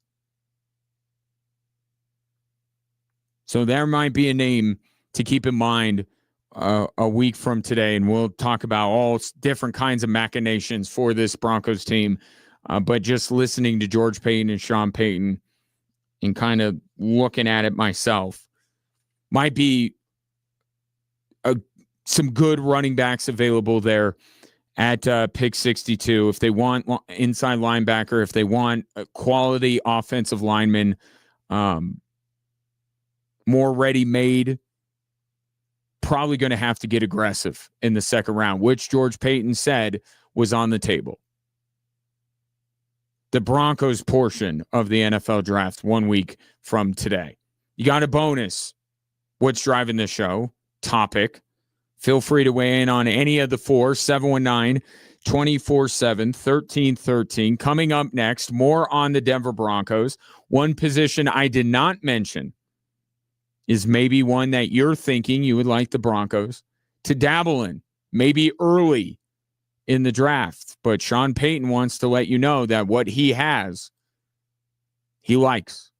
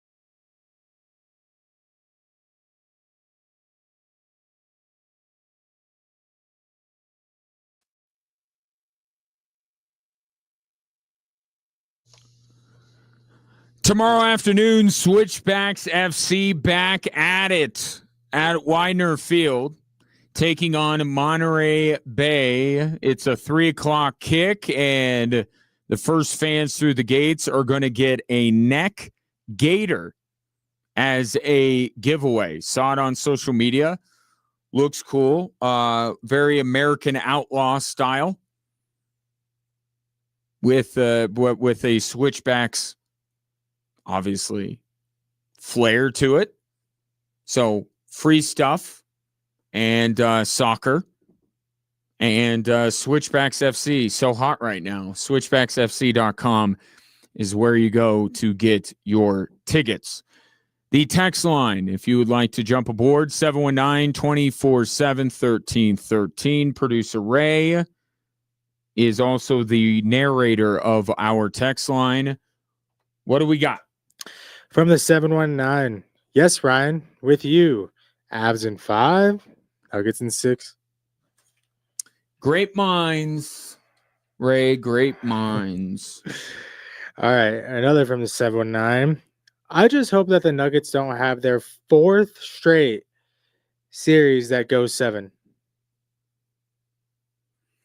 And this was a worry that you shared very early in the week. You were kind of looking at the grand scheme of things and saying, and correct me if I'm wrong, but you're like, if the Nuggets got to play Minnesota for 7, San Antonio for 7, do you think they would get past OKC for 7? I don't even know if they would get past San Antonio because it's not no more. Okay, let me do this then. Okay. So Nuggets beat the Wolves in 7 games. Mm-hmm. You're going to take San Antonio over Denver. I would. Okay, now you're. No, this is the thing. Would you or would you not? I would. I wouldn't. Would you? Let me take it a step further. Nuggets need 7 games to beat Minnesota. Like, where would you say they drop off? Would you be feeling like, oh, they're not going to get past OKC, or oh, they're not going to win a title? If they go 7 games, I to would beat say Minnesota. OKC because I feel like OKC is going to sweep through. Not sweep, but what if it's 6 games? How would you feel? I would say a closer series with OKC, but still lose. Is they what I'm no? Getting I get what you're saying. What I'm getting at is, what do they have to do against Minnesota? And you did pick the Nuggets to win the title. I did. Okay, so in order for you to be moved off of your opinion on this, the Nuggets would have to go longer than 5 against Minnesota. Wait, no. Yeah, wait. Oh. So what I'm saying, and I'm curious.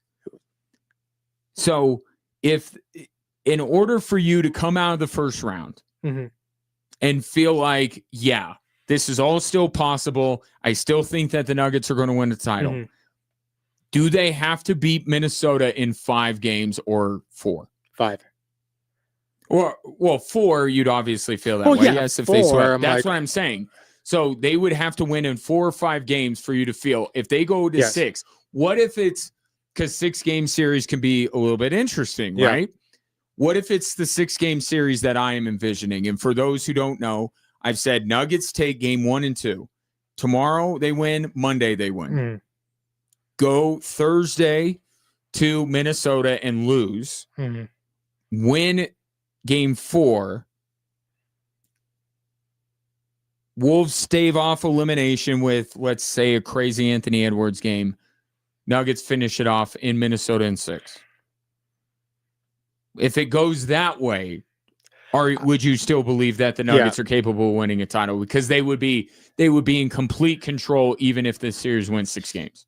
There you go. Okay. The Nuggets have to be in control of the series the whole way through. The whole way through for me to feel like it can't be, again, I know I keep bringing up 2 years ago, where the Wolves won 2, Nuggets won 3 straight. Right. And then the Wolves came back because you still felt like. Okay. So what if the Denver Nuggets are up 3-1 and the Wolves come back to force a game 7? We're just gonna go through every single possible scenario. Then yeah, no, Is I that wouldn't in feel control confident. the entire series? No. Because they're not for a game 7. There's No, no if- control in a game If 7. they go up 3-1 Yep. and the Wolves win one more, and then the Nuggets close it out, that's in control. But if they go up 3-1 and the Wolves come back, there's no way the Nuggets are in control because the momentum's on the Wolves' side. It's bubbled the Nuggets all over again. So the Nuggets need to be in control of an entire series. A sweep would obviously do that. Yeah. A gentleman's sweep would obviously do that. And the scenario I'm spinning for a 6-game series would, yeah. So really anything other than back and forth for 6 games or a 7-game series, you're still on the bandwagon for, not the bandwagon. Right. That's not the way to put it, but you're sticking with your pick of the Denver Nuggets. Yeah, because the more rest this team can get health-wise, the better. I agree. And I think it would be difficult for any team in the West to go 7-7-7. So this is not just a Nuggets thing, but the Nuggets Wolves series would be the most likely to go the distance, you think? Or are you looking at the Laker and Houston series as one? Because OKC's not going to 7 games, and San Antonio's not going to 7 games. No, yeah, I would say the Minnesota Nuggets. Is Denver? I think that would be the most, with the health situation of the Lakers being what it is. Right. That's probably not going to go. Unless we get 2018 LeBron, I don't think it's happening. Well, if we get 2018 LeBron, then bye Rockets in 5. Yeah, that's true. Okay. What else we got on the text line? That's it. Okay. No more text. I'm just kidding, Brett. The comedic timing is getting better from you, Ray. I gotta tell you, it's getting a little bit better. I'm working on it. So, Brett, I have 2 friends working for the Nuggets that say Christian Brown does not work very hard and is a lot lethargic. Is their name Schmavid Schmadelman? I can't confirm. Okay. I can't confirm that. I will say this, that the injuries that Christian Brown went through in his recovery, it made it feel to me like he didn't trust it, even if it was fully rehabilitated, or he didn't properly rehabilitate it. Which I could see because of the injuries with the Nuggets, where they come back and then they have to miss more time. So it's not just him, it's everybody. Well, and Jamal Murray has been kind of the poster child for this, right? He was challenged 2 off seasons in a row to do what he needs to do, whether it's diet, exercise, recovery, rest, whatever it is, to stay on the court. And Jamal Murray for a time didn't seem like he was attacking rehabilitation or attacking his offseason in a way that would prevent injuries. So I never want to, because Christian Brown's whole thing is how hard he works. So I question, Christian Brown's ability more than his work ethic. But but not attacking rehab properly could be a way that he would be labeled as not a hard worker, but it also could just be that he didn't really know. He thought maybe he could cut some corners. I don't know. And it's reckless speculation, and I don't really want to dabble in it, but because of how long it took him to get back, how bad he looked when he came back, the fact that he had to go back on the injured list, and then he came back, and it wasn't a banner year for Christian Brown in a year where he got paid a lot of money, right? That contract is now going to balloon next year.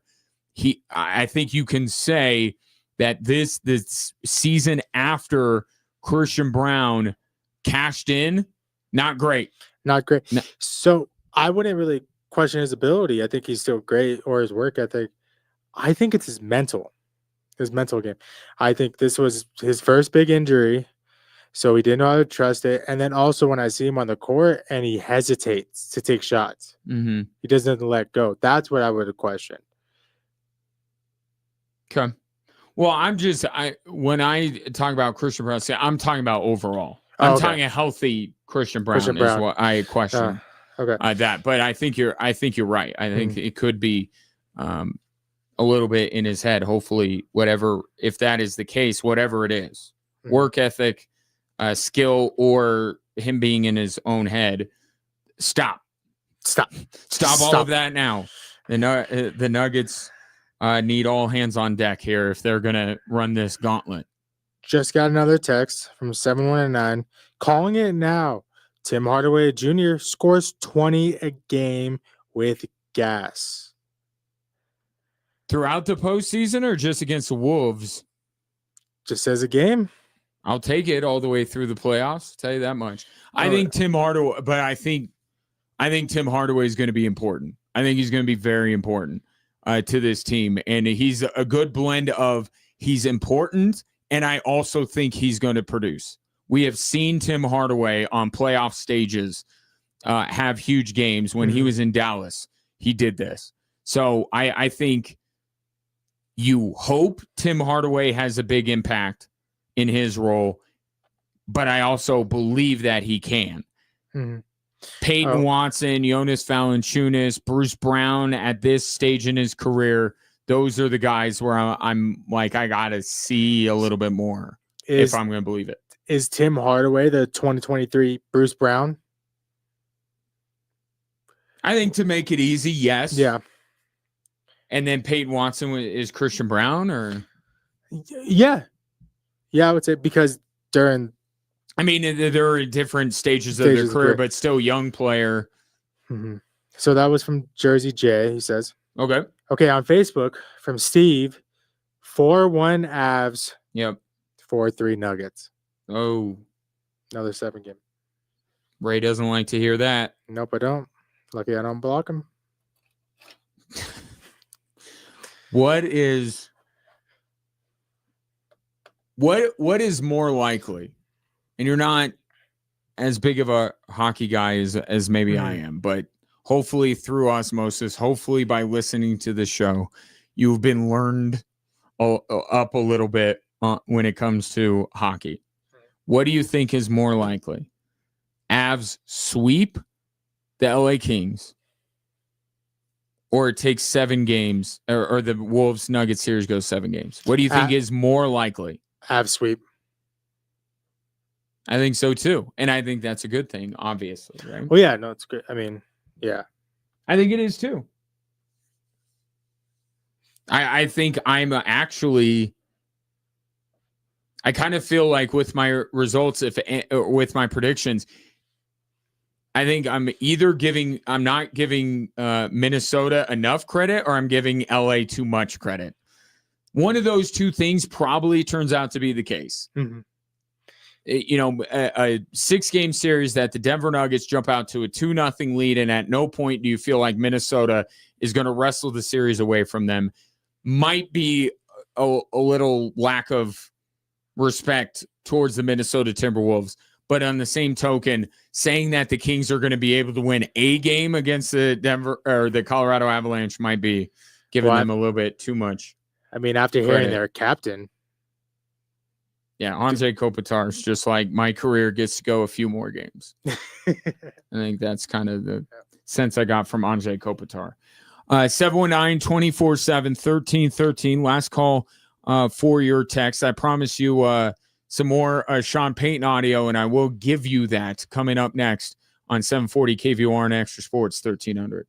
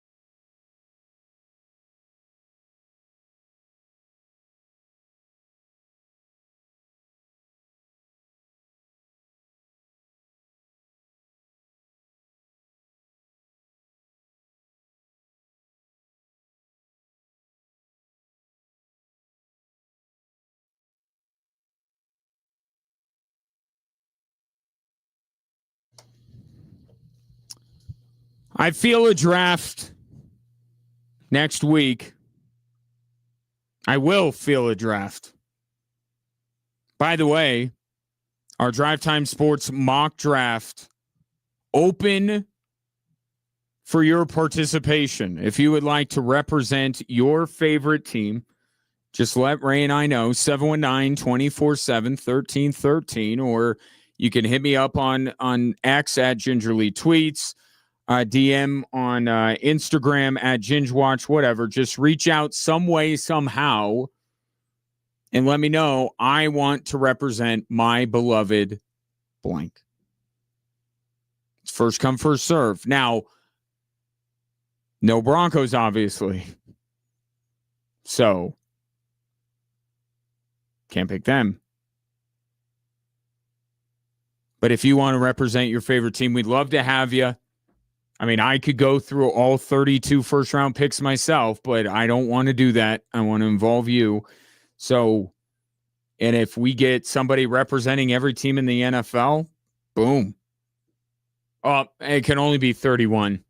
Sorry. Let me launch this preemptive strike, and this is the one thing I am allowed to do. This is the one time I will pull rank. I'm picking for the Chiefs. So sorry, that team is closed. Ray has called the Pittsburgh Steelers as once again he puts himself and everybody in this room in danger jumping out of his chair. Ray is picking for the Steelers. I'll be picking for the Chiefs. But beyond that, we're open. We have some ideas. Some people are reaching out in my personal world, but I want to give you first crack at it. So let me know. Mull it over the weekend. No rush. Just, we'll probably do it Tuesday, Wednesday. Maybe even leave a little bit for the first day of the draft even. So we'll do that. A lot of people would like to see the Denver Broncos, now that they added Jalen Waddle, go after a tight end in the draft and see if it sounds like Sean Payton wants a tight end in this draft when asked about Evan Ingram in his future with the Denver Broncos. It's always a challenge with that position because sometimes you're projecting maybe in an offense that is playing them differently. But relative to Evan, he's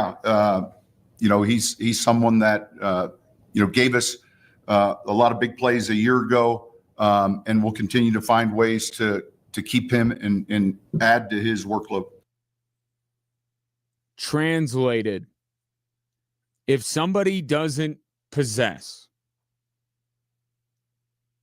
the Joker traits that Evan Ingram does, I'm not bothering. And remember, this Joker thing, it's not about, a guy getting a ton of catches. In fact, Sean Payton's history, every team he has had that has not had Jimmy Graham on it, he hasn't really used the tight end. Evan Ingram is there as a threat. That's what he is. He's a threat, but not beyond that. I mean, yeah, you saw Evan Ingram pop up with a couple of plays. The season is long. Bo Nix threw a lot of passes. It was bound to happen. But he's there. He's a beware of dog sign. That's what Evan Ingram is. That's what the Joker is. I've decided this. Having watched this year's version of the Denver Broncos, it is a beware of dog sign. There might not really be the threat of a vicious mutt in that yard. But are you going to waltz onto that property? No. Same thing with the Denver Broncos. Do you think that Evan Ingram on a week-to-week basis is going to beat you? No. But are you going to leave him wide open all the time because you have no respect for the guy? No. because Evan Ingram is a part of Sean Payton's offense. And the minute Sean Payton sees a mismatch, he is going to exploit it.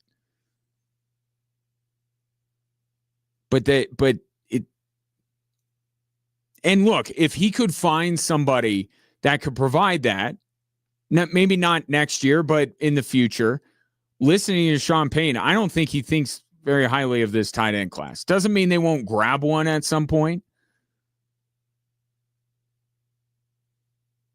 But I would, listening to Sean Payton, and I know he's a master of the mystic arts when it comes to the draft, so this may be him faking me out.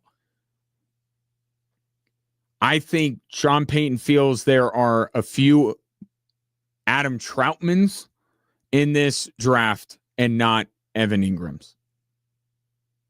And that's why I say he may grab a tight end at some point. He likes Adam Troutman. But a guy that other teams have to at least be mindful of. That's what he wants. He's a threat. He's a decoy. He's a beware of dog sign.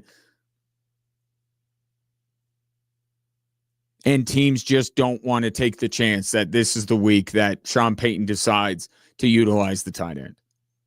But those guys don't. Well, I'm not saying those guys don't exist in this draft. Kenyon Sadiq exists. Right? But that dude is going to be long gone before the Denver Broncos are even a thought of being on the clock in the draft.